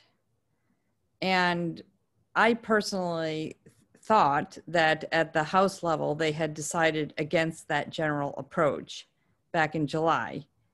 And I personally object to that idea on the notion that of equity, in that if you group people in high density, which is generally lower income, near transit, you're also grouping them in areas that have more noise, more safety concerns, less access to open spaces, and other factors that I probably am forgetting or not even aware of.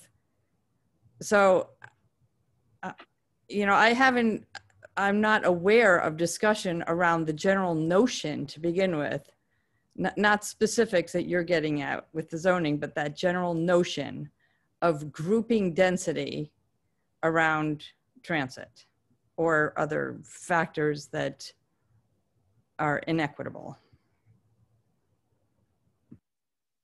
Okay, Micah, and then Stefan, and then Celestina. Yeah, I hear that concern, but I also, I try to ground myself in the reality that this change is going to it's going to bring forward very small change at a very iterative level. And so you're not going to get that, the fear of concentration with the potential negative impacts that you mentioned when it's just one lot at a time that's going to be developed this way. We don't have just a bunch of vacant lots. These are going to be redevelopments.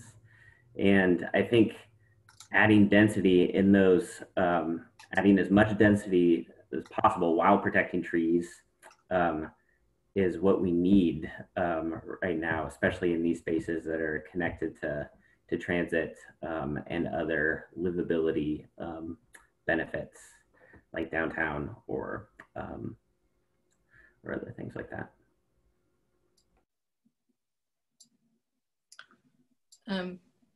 Just we're being asked to put the map up again of those small lots. Vera. So can we hear from Stefan?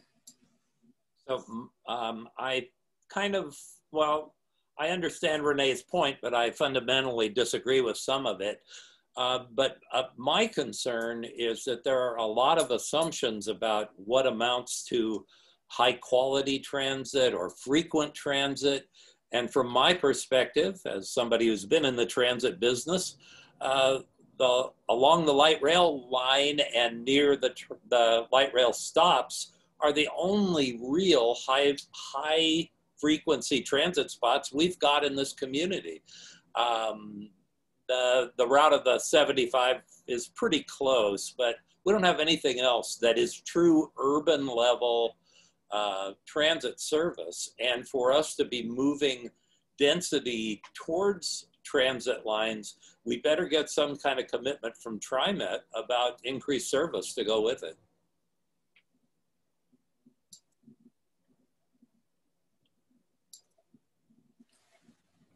I think Celestine, you are next, and then we can I can have Daniel next. Yeah, you know, I guess I just wanted to express some ambivalence and call for ideas because I hear both kind of sides of the last few comments. And the piece that keeps ringing in my mind is that all the studies I've read about the healthiest neighborhoods are when we have mixed income neighborhoods, basically mixed income, mixed backgrounds. The more diversity, the more everything that we can distribute throughout the city, the healthier a community we have is. And so I know that density doesn't necessarily mean that that's where we're putting affordable housing, but it is commonly where we put affordable housing. And so I would encourage us to figure out a way to be really intentional about separating those two things and making sure that we're trying to figure out a way to distribute affordability throughout the city and throughout our neighborhoods. And I don't know what the answer is for that. How about Daniel and then Jennifer? So to the basic question about support for consolidating these zones, I would say I generally support it. I have a somewhat different view on the question about proximity to transit. So I don't think that proximity to transit is necessarily the reason to consolidate these zones. I take the view that if the city's goal is to support development of neighborhood hubs, for instance, or to support higher frequency transit, this kind of development is not likely to move the needle. It's probably going to require more allowances for multifamily development and mixed use development, particularly along transit lines where that's not necessarily allowed now in Milwaukee. I do have a question for staff, which is how the R1B business allowance potentially fits into this consolidation concept, and whether there's any special consideration of that.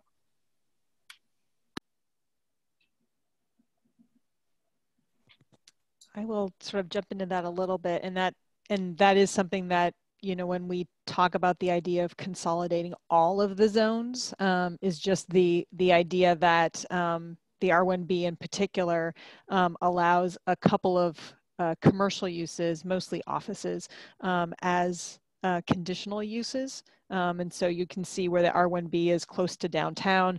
There's there are some architecture firms and some medical offices and that sort of thing are in those zones. So I think it's a good question, and it's something to kind of think about. How do we do that sort of within these additional kind of residential zones? Like I said, those are allowed as a conditional use. So it's not an easy process to get a conditional use. It is a public hearing with the Planning Commission. It's, you know, it's a bigger deal.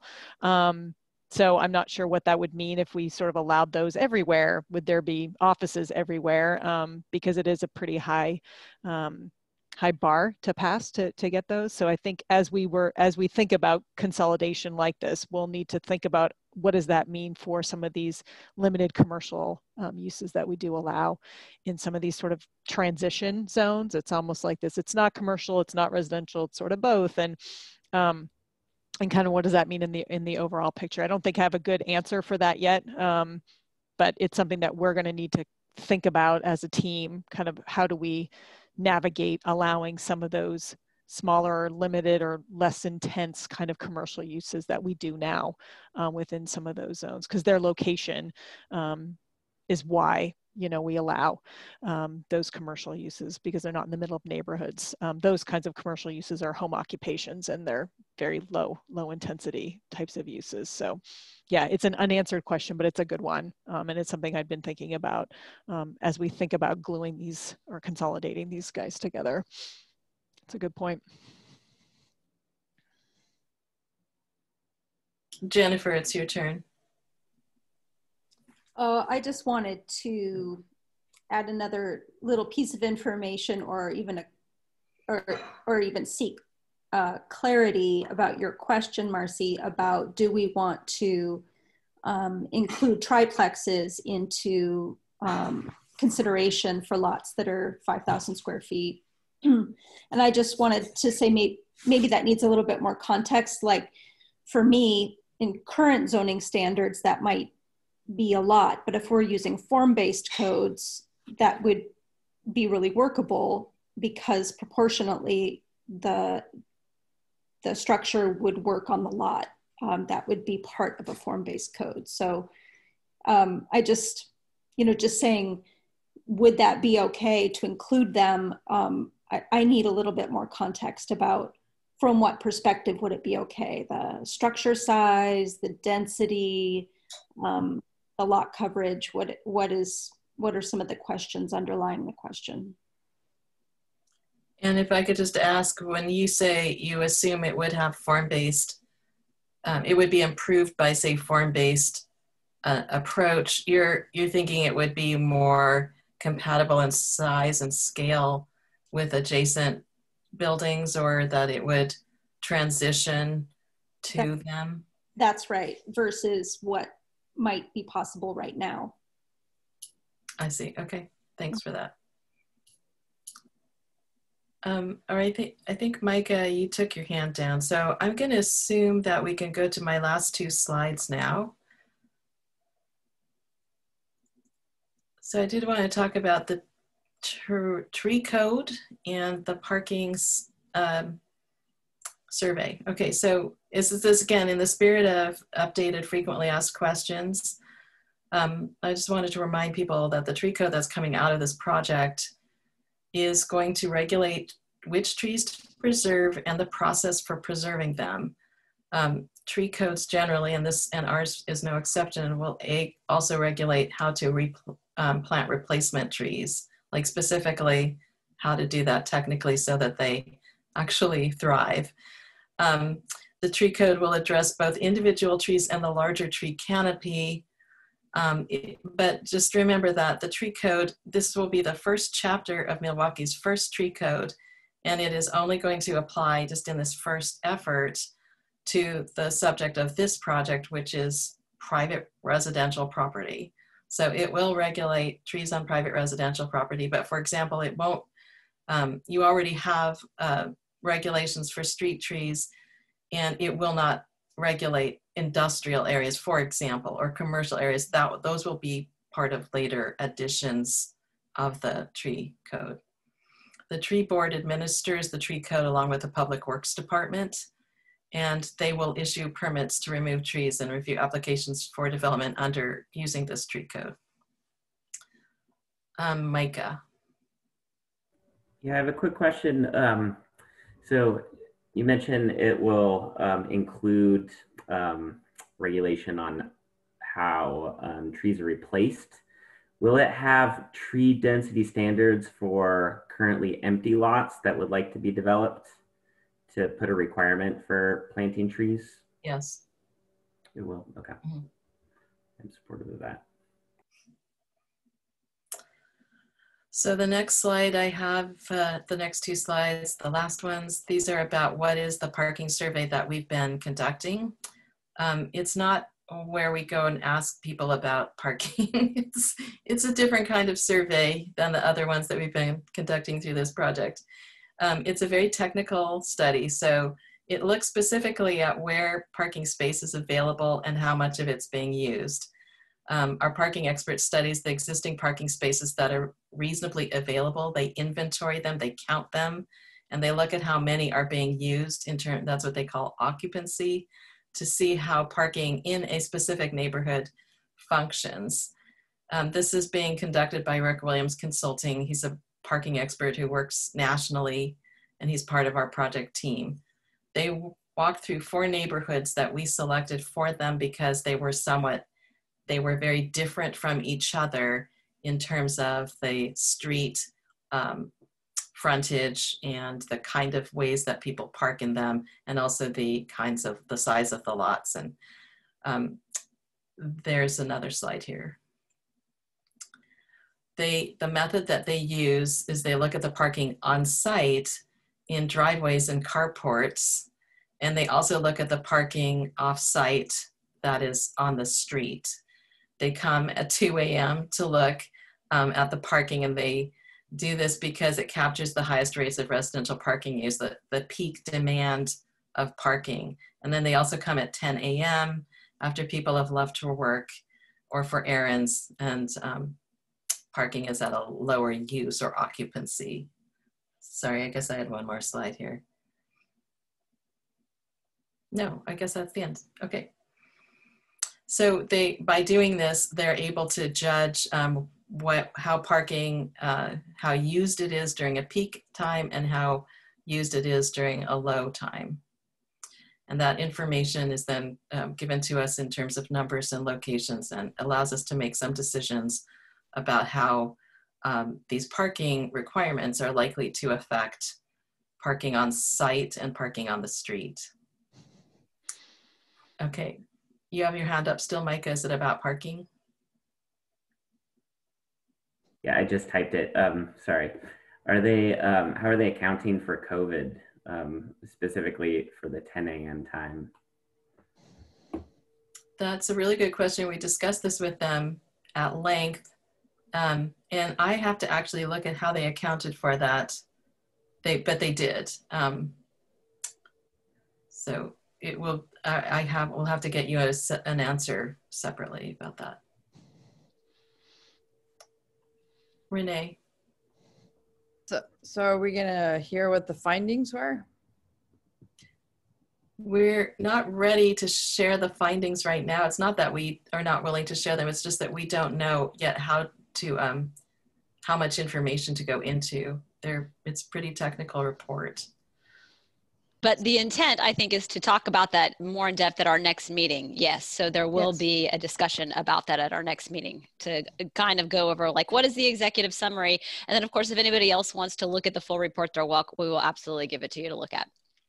Also, I think the goal at the next meeting is to have Rick there so he can answer all these questions about the methodology as well as the COVID compensation sort of questions. And what it all means for the code. What it all means to our project. Right. Yes, So what happens to the anomalies that don't fit into those 4 representative neighborhoods? That's kind of a demon that is just chasing us throughout this whole project. I don't know how to answer that, Renee, yet. We're still trying to understand what it means, what all this means for prototypical neighborhoods, and how that should be turned into code. And then for these outlying conditions and unique conditions, then I think we'll be more prepared to deal with those once we understand how we're dealing with the prototypical conditions. Okay, and are we gonna be able to see the tree code at some point? Yes, that will also be a topic at the next meeting. Okay, great, thank you. Great. And I just wanted to let you know that the tree board has reviewed a couple of drafts of the tree code. Oh, good. Okay, I'm gonna turn it over to Vera. Okay. I think Eugene just had, you had a question? I'm sorry, I just saw you raise your hand. Oh, just a comment, and it occurred, thought occurred to me about 10 minutes ago when somebody had asked about, well, hey, how did all these codes, zoning codes, come into place in the beginning? And it seemed that the larger designated 10,000 above square feet lots had a justification in identifying agricultural interest and historical significance. So they weren't necessarily designed to accommodate housing or where people could live, but another reason. And it makes me wonder if that's to be preserved. If somebody has a 15,000 square foot lot, will they be able to put some, grape arbors in and big rows and produce some wine on a individual family basis? So there's all sorts of possibilities. And when I heard the term weird development, what's weird to some people might be innovative or creative to others. So it brought to mind Jane Jacobs' book about the life and death of the great American city. And it's where variety and ingenuity exist and different concepts exist creates vibrancy and health. But if you have a monotone, homogeneous kind of philosophy, you got problems. Thank you. Thank you, Jean. Peter. Marcy, I just wanted to clarify. You had made the comment that the tree board has reviewed tree code, and that's not totally accurate. So we've looked at some outlines and some concepts. So we haven't actually seen like written code language yet. Okay. Thanks for the clarification. Okay, before I sort of jump in here in a second to just kind of go over a couple of things, and we might go over the 8:10 time by a little bit, but this has been an awesome discussion, so I'm just sort of letting folks know that this has been great, and I'm glad we've had more time to do this, but I just wanted to open this up to any questions. There have been a couple of folks that haven't asked any questions or made any comments tonight, and so before I moved on, I just wanted to make sure that folks had the opportunity to ask any questions or make any comments if you hadn't had a chance yet so far. Is there anything that we haven't covered or we can clarify for you before we move on to the next? I'm pausing. Laura has reminded me to pause every once in a while, and I haven't even started talking yet and I'm already pausing. So I'm pausing. It's a preemptive pause before I move on. Is there any questions or anything before we move on? I'm going to pause again. So hold on. Okay. This is a joke that I think only I find funny, even though Laura's. Oh, I find it funny. I find it funny, just to be clear. All right. Okay. I just wanted to spend a few minutes talking about development review a little bit, and Marcy kind of alluded to it a little bit as far as sort of subdivisions and kind of this land use review piece, but I just wanted to talk a little bit about the development review process specifically for middle housing, because I wanted to make sure that you had sort of just a basic understanding of how sort of this works under our current code, but how it's going to work with the code amendments.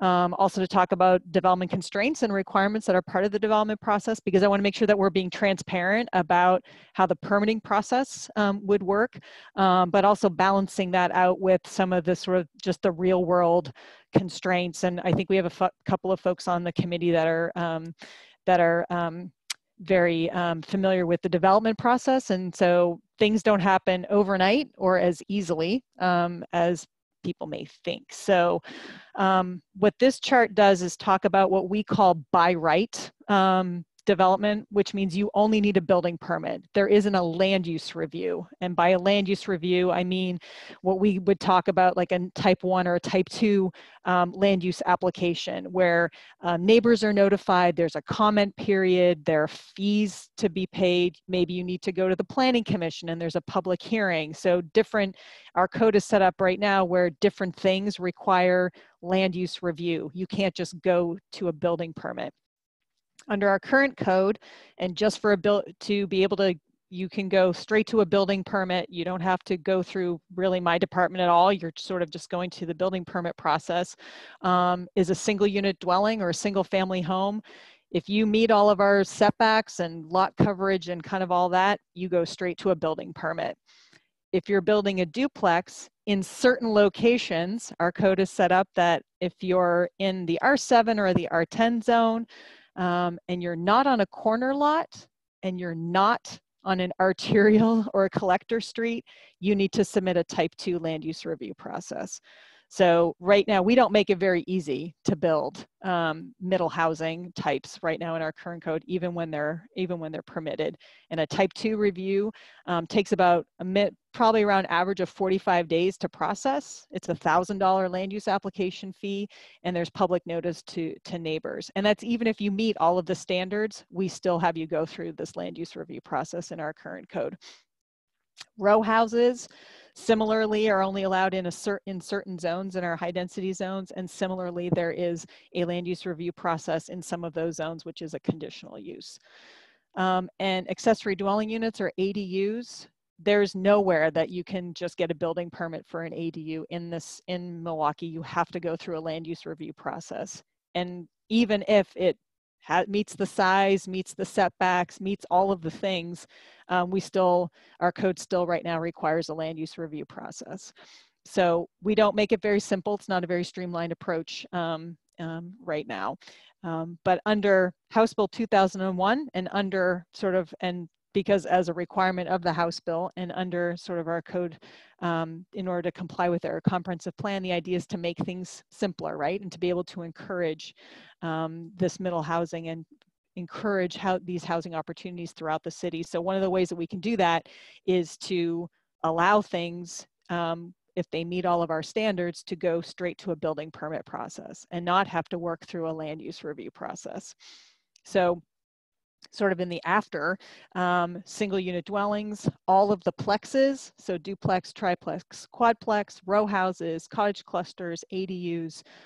That's why it's really important for us to get the development and the design standards right. And so that's why we're asking questions about what is important about lot coverage and setbacks and landscaping requirements and building height, because we want to make sure that we get those design and development standards right, so that we get what we want. And Layla mentioned this at a meeting that we were at last night, that you make what you want the easiest thing to do, right? So we set this up so that it's a really simple process to go straight to a building permit with any one of these building types, as long as you meet all of our standards and you're good to go. And if you want to do something different, or you need a variance or you need something else, then we make it a little bit more difficult. But if we can build into our design and development standards what we want, then we can encourage the development of these middle housing types throughout the city, because we're not adding a bunch of hoops or a lot of process for folks to have to go through. So just kind of wanted to make that connection for you. And then just to kind of add on to this, though, from sort of on the developer side, the things that are required. So while we can make the process simpler and clear and objective, there are also sort of the financial implications to development as well. And these are things that we do now that are unlikely, or at this point, not that I'm aware of, likely to change going forward. So there are systems development charges that are charged for, in this case, for residential development. And those can range anywhere from $10,000 to $17,000, depending on what you're building exactly. And that is cash money that is required as part of your building permit process. And those cover the impacts of the development to various systems, such as transportation, parks, water, wastewater. So there are several different SDCs that we call them, that is, like I said, cash. That is your responsibility as a builder as part of the building review process. So that's a fee. It's a pretty big one. And then depending on what kind of street the development is proposed on, and so that kind of gets into this parking discussion that we're talking about, you might be required to build full frontage improvements. So that's the street itself, sidewalk, curb, planter strip, build out your frontage so that you can have that on-street parking or what have you. But we require frontage improvements as part of new dwelling units on a lot. And the average cost that I'm hearing from my city engineer is right around $310 a linear foot to pay for that. So if you have a 55 or 50 foot 50-foot wide lot, so your general kind of R5 lot, you're into that for about $15,000 to build the frontage improvements. So, and then on top of that, we have our utilities infrastructure. And this is just to kind of level out the idea that this idea of these large developments coming in and lots of stuff happening quickly, there's a lot of other things to think about. Do we have the water and the sewer infrastructure? What about stormwater? There are capacity things that sort of kind of keep things moving to make sure that our utilities can keep up with it. So I just kind of wanted to provide just a very basic idea of what our permitting process is and what it will be, but also kind of this idea on the other end of what it costs to develop, and the fact that what we're talking about in our code is infill development. We have a lot of developed lots already, so this idea of redevelopment, it's not free and it's not necessarily easy, certainly not from the cost side. So I just kind of wanted to make sure that folks sort of were aware of sort of all of the different aspects of something like this, in addition to the code, of course, that we're talking about. Are there any questions about any of that? Is that useful at all? Celestina has a question. Okay, Celestina. Sorry about that. Yeah. Was this the section that, I can't remember if it was Marcy who, somebody said that you, Vera, would be explaining a little bit why even removing the R10 zone, you know, wouldn't, that it would be challenges in the, specifically the subdividability. Yeah. Is this what they were referring to? Well, it was. And so I didn't get into a lot of the various land use processes, but land division is one of the land use review processes. So that is a land use review piece. Subdividing land requires, you know, subdivision plans themselves. We've got surveyors, we've got public hearings with the planning commission. We have construction of right-of-way, so you do have to build street frontage. So it's an involved process. So you're right. So thank you for reminding me of that. So even though we do have these large lots, and some of them could be subdivided, certainly, but again, there's a big process that goes with that. It's not sort of an over-the-counter kind of thing that happens. So just to kind of recognize that there are hoops to go through when you're going through this development process. So just to sort of, just wanted to make sure that folks were aware of kind of the other side of all of this, what it takes to get things built. Okay, I appreciate that. And I was kind of waiting to hear what it was that you were going to comment on in that regard, because while I generally agree with merging of the zones, the only thing I wanted to bring up in terms of subdividability, so not necessarily what you can build on a lot or how many units you can build on the lot, but whether or not you can subdivide the lot, is that there are specifically cottage clusters, but there are some housing types that are best suited for larger lots. And then when we lose any of the large lots, or when we lose most of them, then we essentially lose the opportunity to build that housing type anymore. And so that's the only concern I have with regard to merging everything into one zone is that's the major concern I have with, as far as housing is concerned. And I hear the similar agricultural concern, which is just that is there a value in retaining some of the larger lots, at least from subdividability, even if we allow density?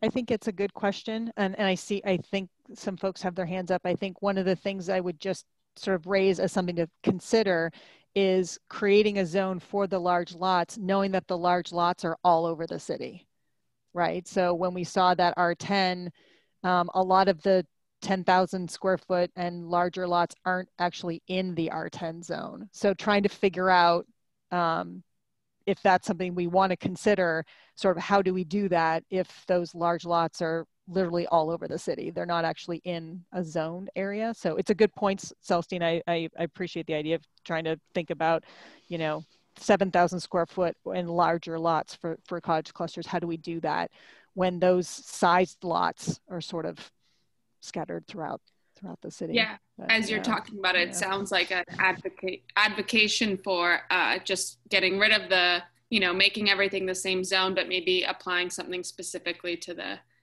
to those larger lots. It's possible, yeah. So we can think about Can that. I, Thank you.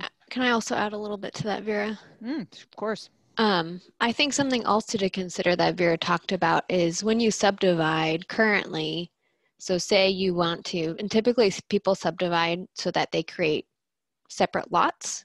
Usually that's to build single unit dwellings, sometimes duplexes, that sort of thing, where it's easier to have those structures on their own lots. It's easier to sell them, that sort of thing. Right now, you have to get approval by Planning Commission to do that. What the new updates would allow is actually more flexibility for you to not have to subdivide and do something different, like a cottage cluster, which typically is not on multiple lots, it's all on one lot. So there's sort of that as well to think about too, is that as far as I know, subdividing is still probably gonna, and Vera, you can correct me, still need that approval from Planning Commission, which is an extra step. But you would have the ability to do something a little more creative on a single lot with, say, a cottage cluster or multiple duplexes on one lot or that sort of thing. Obviously, keeping in mind the density that's allowed on that lot. Yeah.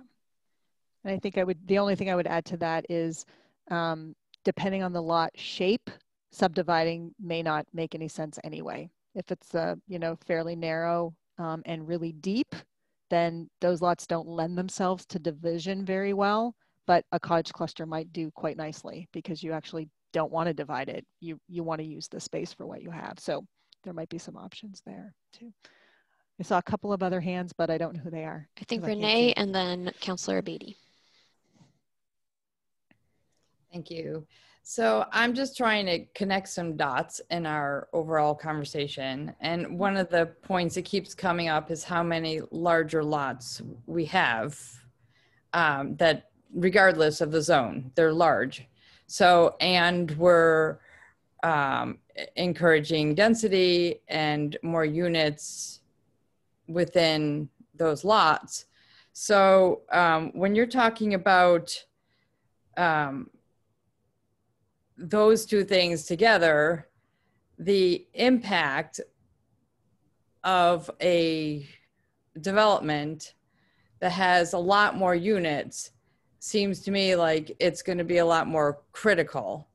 And if it's not going to have to go through some kind of more individualized review, then the potential negatives or positives, because there's so much, that's so big and so many, is going to be more. So that's a little concerning to me that, yes, we're trying to iron out and make a very well-written code that considers everything, but there's always going to be things that are overlooked. And if it's one house, it's a little thing. If it's 20, it's a bigger thing that you don't have an additional level of review. That's one comment. The other comment has to do with the SDCs. If I understood correctly, you said the range was 10,000 to 17,000. Was that right?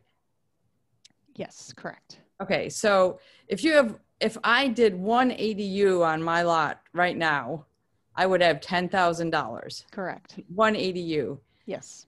If my neighbor over there does 60 units, from what I'm hearing, it's going to be, the maximum is going to be 17. No, that's per dwelling unit. Okay. When I say SDCs, it's per dwelling unit. And I gave a range because, we're talking about housing types that we don't actually have right now. Okay. So that's up to the engineering. I just wanted to give a ballpark, but that's a per dwelling unit number. Okay, that's so right. It's not per lot. No. Whereas the frontage thing is per lot. Correct. Okay. Right. Yeah. All right. Thank you. Thank you for that. Sorry, I didn't make that clear. It's a lot of money. I'll just say it that way. Yeah, I know. Okay. Councilor Beatty? Sure. Just touching on the SDCs, I will say Peter Passarelli recently gave council an update on SDCs, and we always hear people complain about them, but actually we have the lowest SDCs in the region, and they're about half of what most of the other cities are in the region. what I wanted to say was pick up on what Mary was saying about subdividing and cottage clusters. I think that's a place where we need to, really think about, do we want subdivision to be easier? Because this cottage cluster to me is a great example of a opportunity for ownership. And I don't like the idea that the cottage cluster is necessarily all on one lot.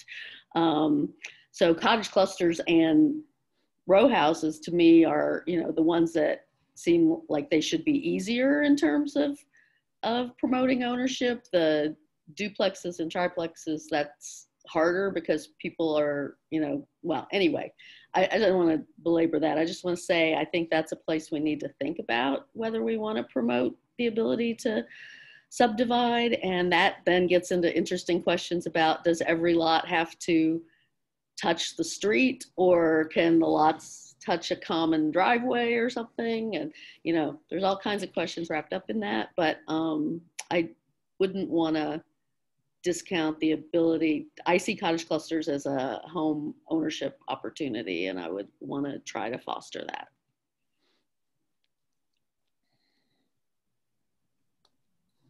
Great. Celestina, do you have your hand? Yeah, I was just going to add that unfortunately it adds additional cost right now, especially with the state, but that condominiumization would be an alternative to the subdividing in order to afford options for home ownership. And that once we've subdivided the lot, we can never unsubdivide it, and people can do what they want, and we might not have the same options as if we have some larger lots.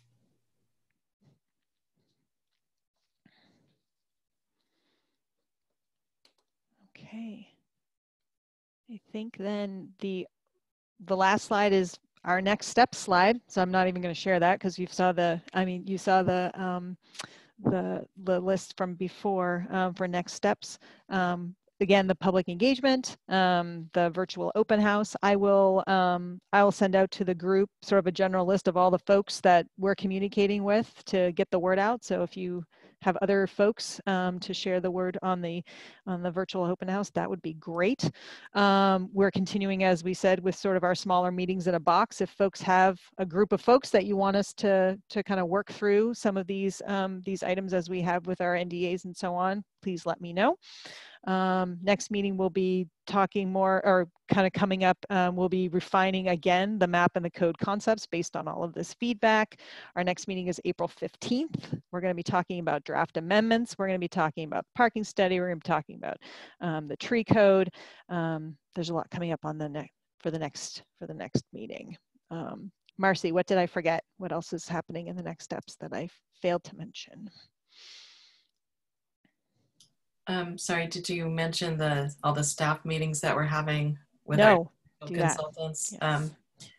So our arborist will be moving forward with the tree code, and Rick will be helping us understand what the parking study means, and we'll also be having them and our natural resources people meeting with staff, because now we have to really look at all the details that you've talked about and talk to the people at the city who will be administering them about how they need the code to work. Right. Yeah, they're technical. Vera, can I ask a question? Yes. Okay, I've just been listening quite a bit tonight, and kind of absorbing and hearing a lot of different perspectives is helpful. But can you help, and this was the question that started the evening, can you help me, Marcy, Kimmy, understand, you heard a lot of input here and not a lot of necessarily consensus on anything, but a lot of different sides were shared. How can this group anticipate that you are absorbing and then, churning that feedback into the next presentation? How are you developing on what you've heard tonight? Can you help us understand your path? Well, maybe I can turn some of that question back to the group.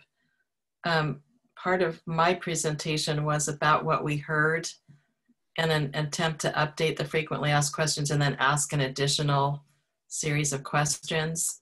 So did that work for people? You know, we did hear at the last meeting that people were interested, for example, in looking at consolidating the lots, but they had questions about R10.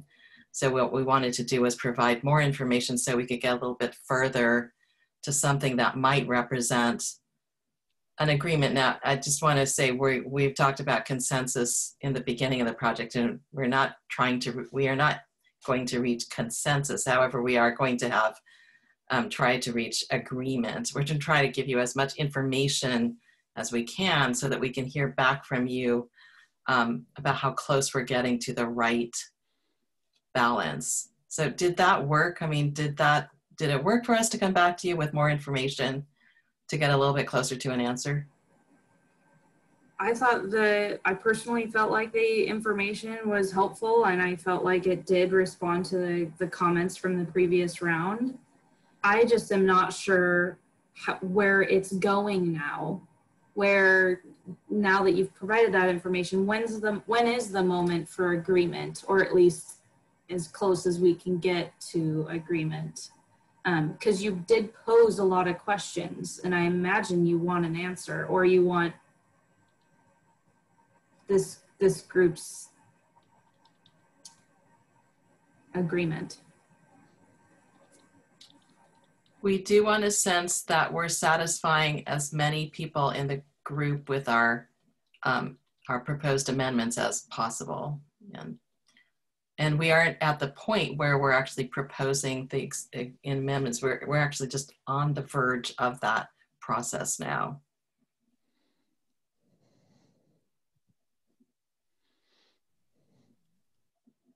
Okay, so it seems as though, Marcy, and I'm sorry, I don't need to take any more air, but that you're okay with where we're at. You don't feel as though these open-ended questions are unanswered. It's just, this is part of the process, and maybe at the next meeting, we'll get closer to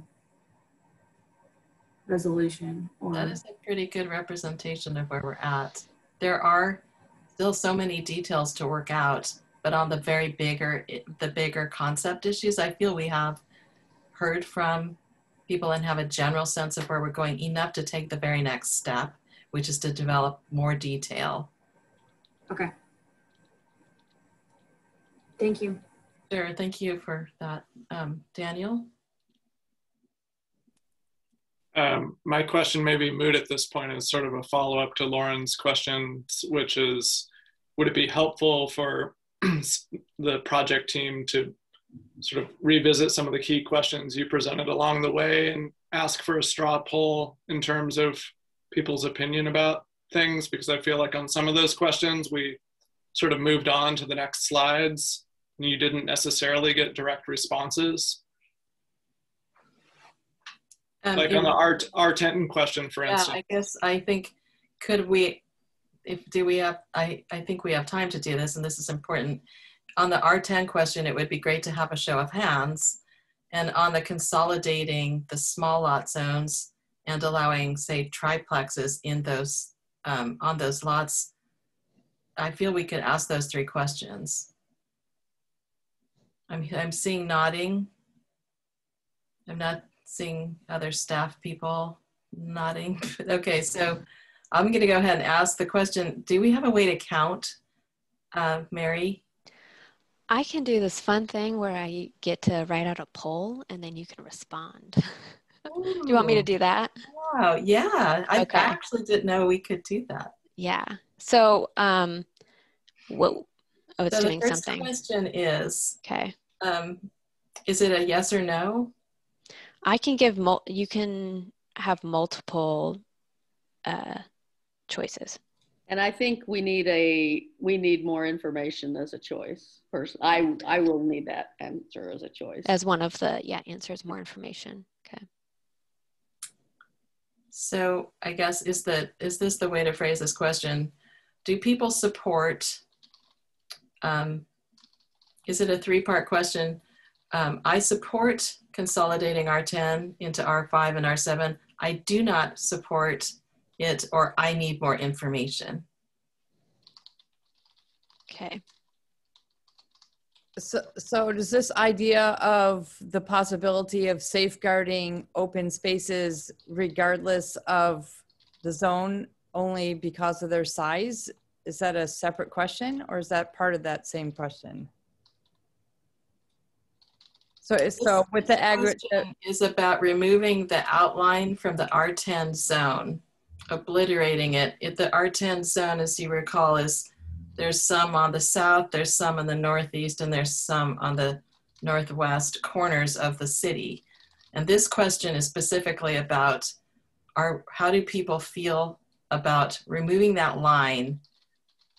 It's not about what we do with the R10 or with the 10,000 square foot lots that are not in the R10 zone, because that's just reality. Well, what I took away from tonight, at several points, people made an argument for keeping the potential of large lots, regardless of zone, for agricultural purposes, for cottage cluster purposes, and you know, I've voiced up about open space before, so for that purpose as well. So is that a question that we're going to decide on?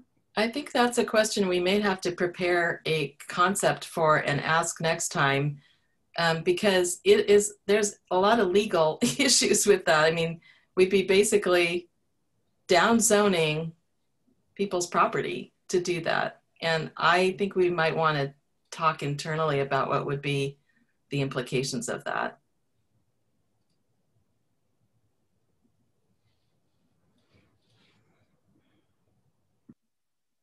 But if it's maybe what we should get is a show of hands, do people want us to come back with some more information about that?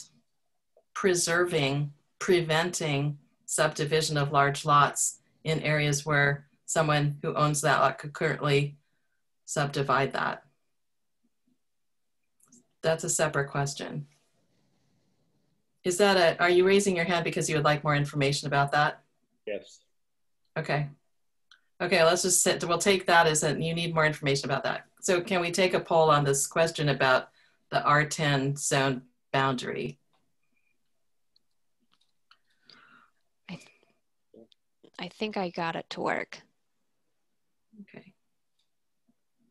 Any questions about the question that we're asking? Yeah. That's good. Way to go, Mary. So technical.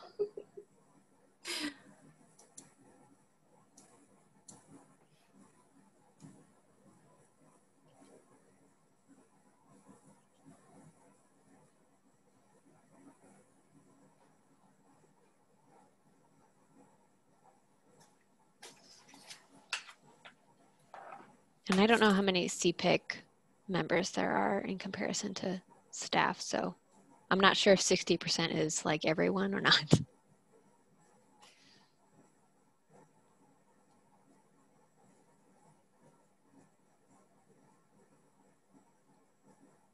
Is it reasonable to say that staff should not vote? Right, yeah, so I'm saying staff should not be voting. So I want to make sure 60% is everyone that can vote. There's 9 staff and consultants here, so 60% is okay. All right. I will end. Okay. Can you all see the results? Yes. Okay. I didn't know if you could see it or not as it was being voted on, so. Okay.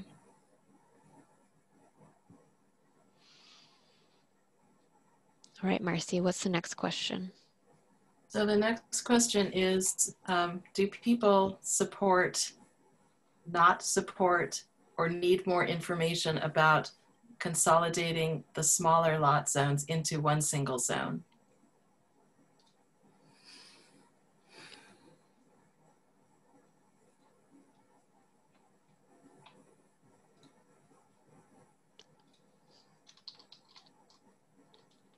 Okay, sorry. One more time.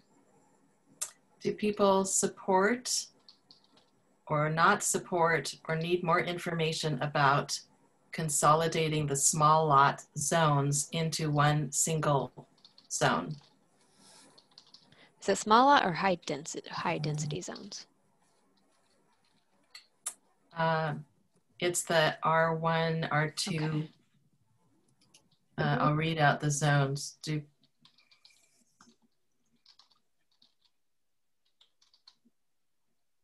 It's R1B, R1, R2, R2.5, and R3. I mean, I guess I read the consensus about going to 3 zones as meaning people were okay with that last time. We never took a poll on it though. Do you feel that we should take a poll on it just like we're taking a poll on the R10? We have a question. Jennifer, do you have a question about the question? No, sorry, I'm writing it in the comments. That's fine. I don't need to ask. Okay. Thank you.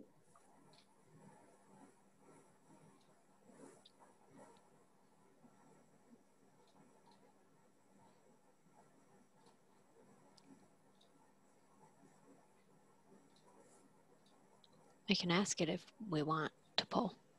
It's ready if we want. Okay, so we're gonna put the, do I need to ask the question again?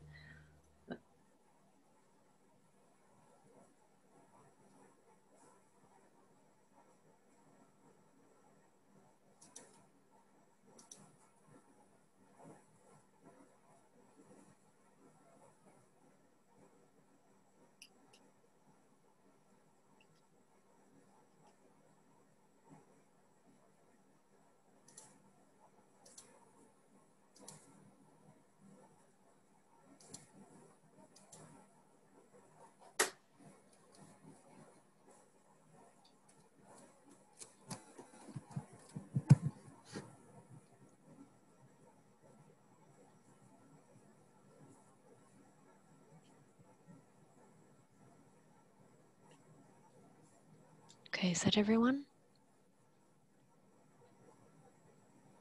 Okay. Wow.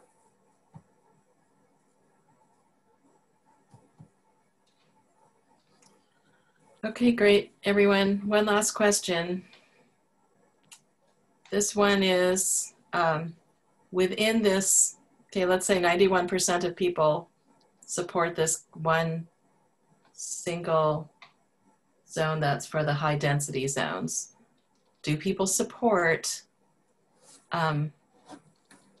triplexes in this zone that even though those are not required by House Bill 2001 to be in that zone, and having them on small lots means there will be less parking than 1 per dwelling unit?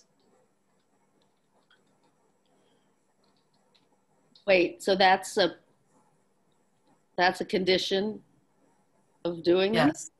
Yes, that would be a condition of doing them there, because we cannot, per House Bill 2001, require more than 1 on-site parking space per dwelling for each dwelling. We can only allow what is House Bill allows for the zone, for the lot. It goes this, in this case, the parking requirement goes with the size of the lot. So under 5,000 square feet, 2 spaces are permitted on site. For permitted, the city can only require 2 on the site that's between 3,000 and 5,000, and only 1 on a site that is under 3,000. And otherwise it would comply with all the setbacks and all of that.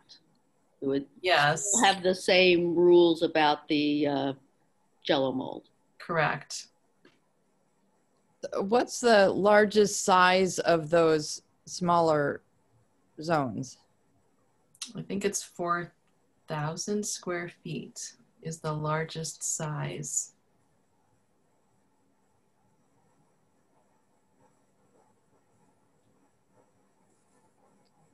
So you're only talking about 1 triplex, not. Oh yeah, one triplex. Right. Okay. So right now on those lots, you're required, the city is required per House Bill 2001 to permit a duplex. and they're allowed to require 2 parking spaces on site. So the question here is, do you want to go above and beyond what House Bill is requiring you to do for these higher density zones and allow a triplex?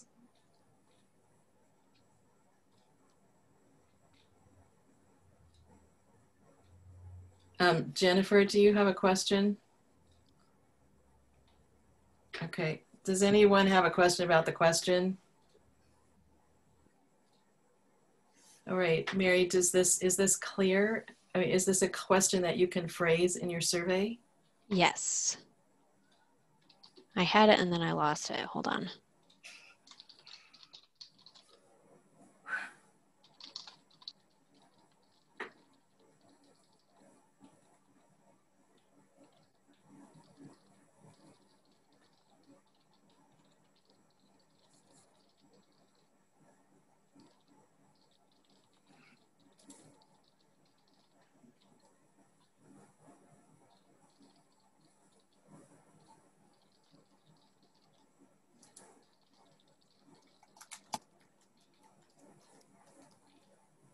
Okay, I think I have it.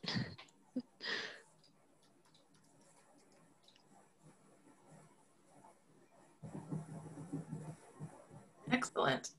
That's well done.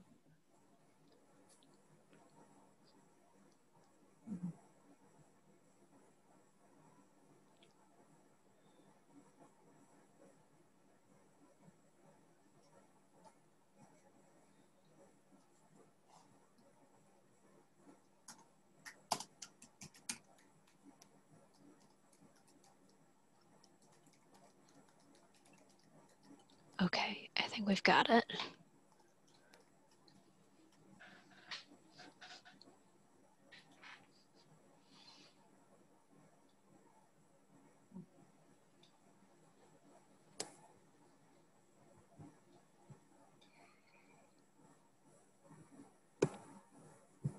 Can everyone see the results?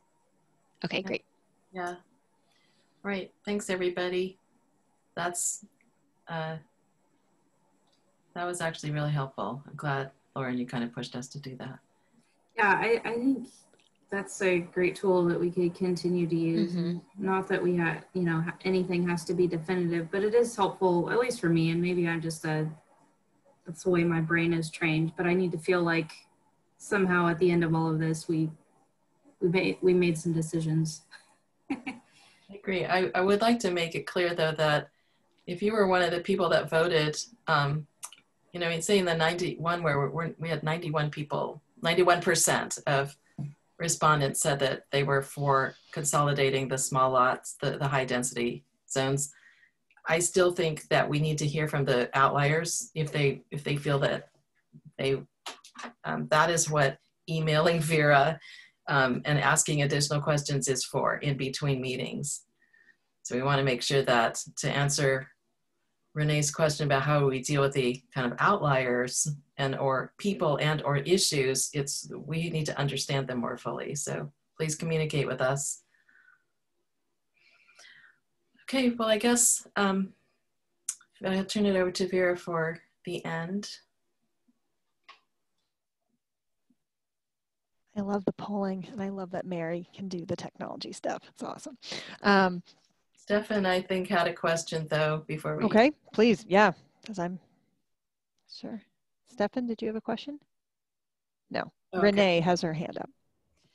Yeah, and I know it's late, guys, so I'm sorry. I don't want to, like, throw a, you know, a totally different topic, but I have this question that's, I don't see it fitting in any place. I don't know if we're going to address it or if it's not pertinent. But in all of this discussion, we're talking about, you know, the city of Milwaukee wants certain livability characteristics that maybe you could define as community. And we've been talking about houses and cars and trees, and that's all important. But we don't really talk about this, how all that promotes or dissuades community. And one aspect of that is different kind of housing that is deliberately encouraging community, oftentimes co-housing, community housing, whatever.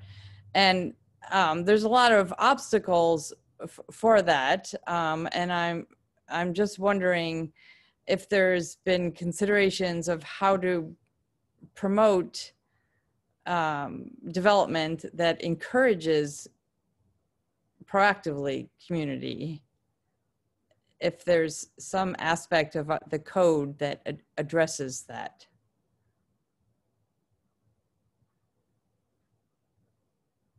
Or is it just supposed to happen organically if all the factors are correct? I guess that's the question.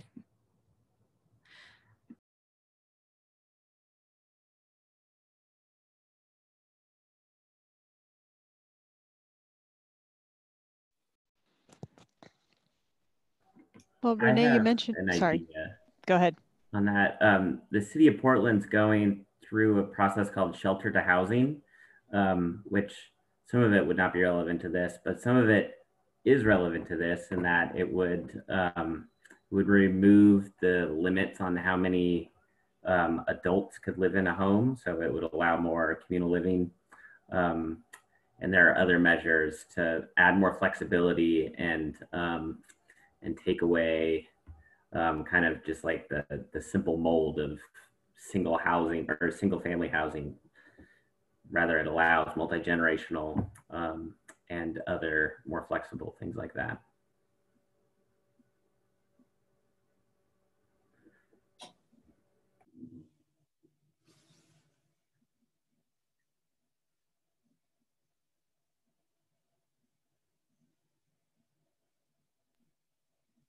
I might just mention one thing about, you talked, Renee, about co-housing as a, as a model, right? A community housing kind of development. And I think from a code perspective, what we want to think about as far as how we're crafting the code is that we're not disallowing something like that. I mean, a cottage cluster could be a co-housing development. There are ways that our code could allow certain things like that.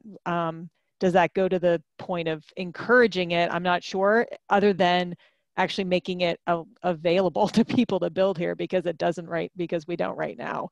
So to the extent that we're able to create a code that has all these different kinds of housing that are available that can be built, because our code right now doesn't. Cottage clusters right now are only allowed in our high density zones, speaking of our high density zones, but they require lot sizes that in many cases don't exist in those zones. So we have a real mismatch in the code right now, probably why we haven't seen any. So I think there are ways, I think in some way, I don't mean to oversimplify it, but just by allowing it and creating a code that allows these things will encourage people to get creative and think about how they can use their property in multiple ways, I think.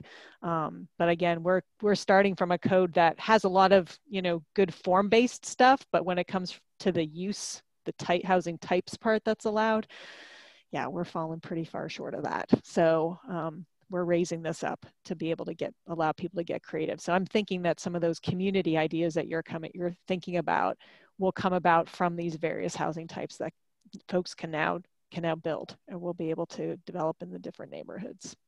It's not a great answer, but it's the one I've got right at the moment. I guess I would say though that it might be good to start the next meeting with like, what is this? I mean, what is a land use code? What is a zoning code? There's only so much that we can do through this mechanism of to implement the comprehensive plan. There are other things, for example, on the home ownership and affordable housing piece, which is a big piece of what we're trying to enable those kinds of housing, but it won't be the job of the zoning code to like finance those or financially incentivize those. There are certain things that this project won't be able to do.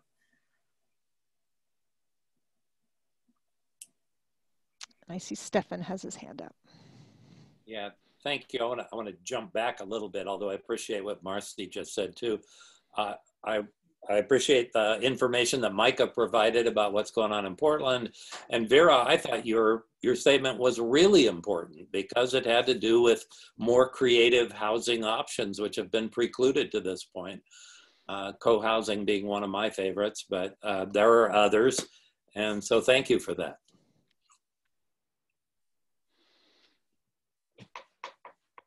Okay. So on that note, I'm going to call this meeting to a close, I think.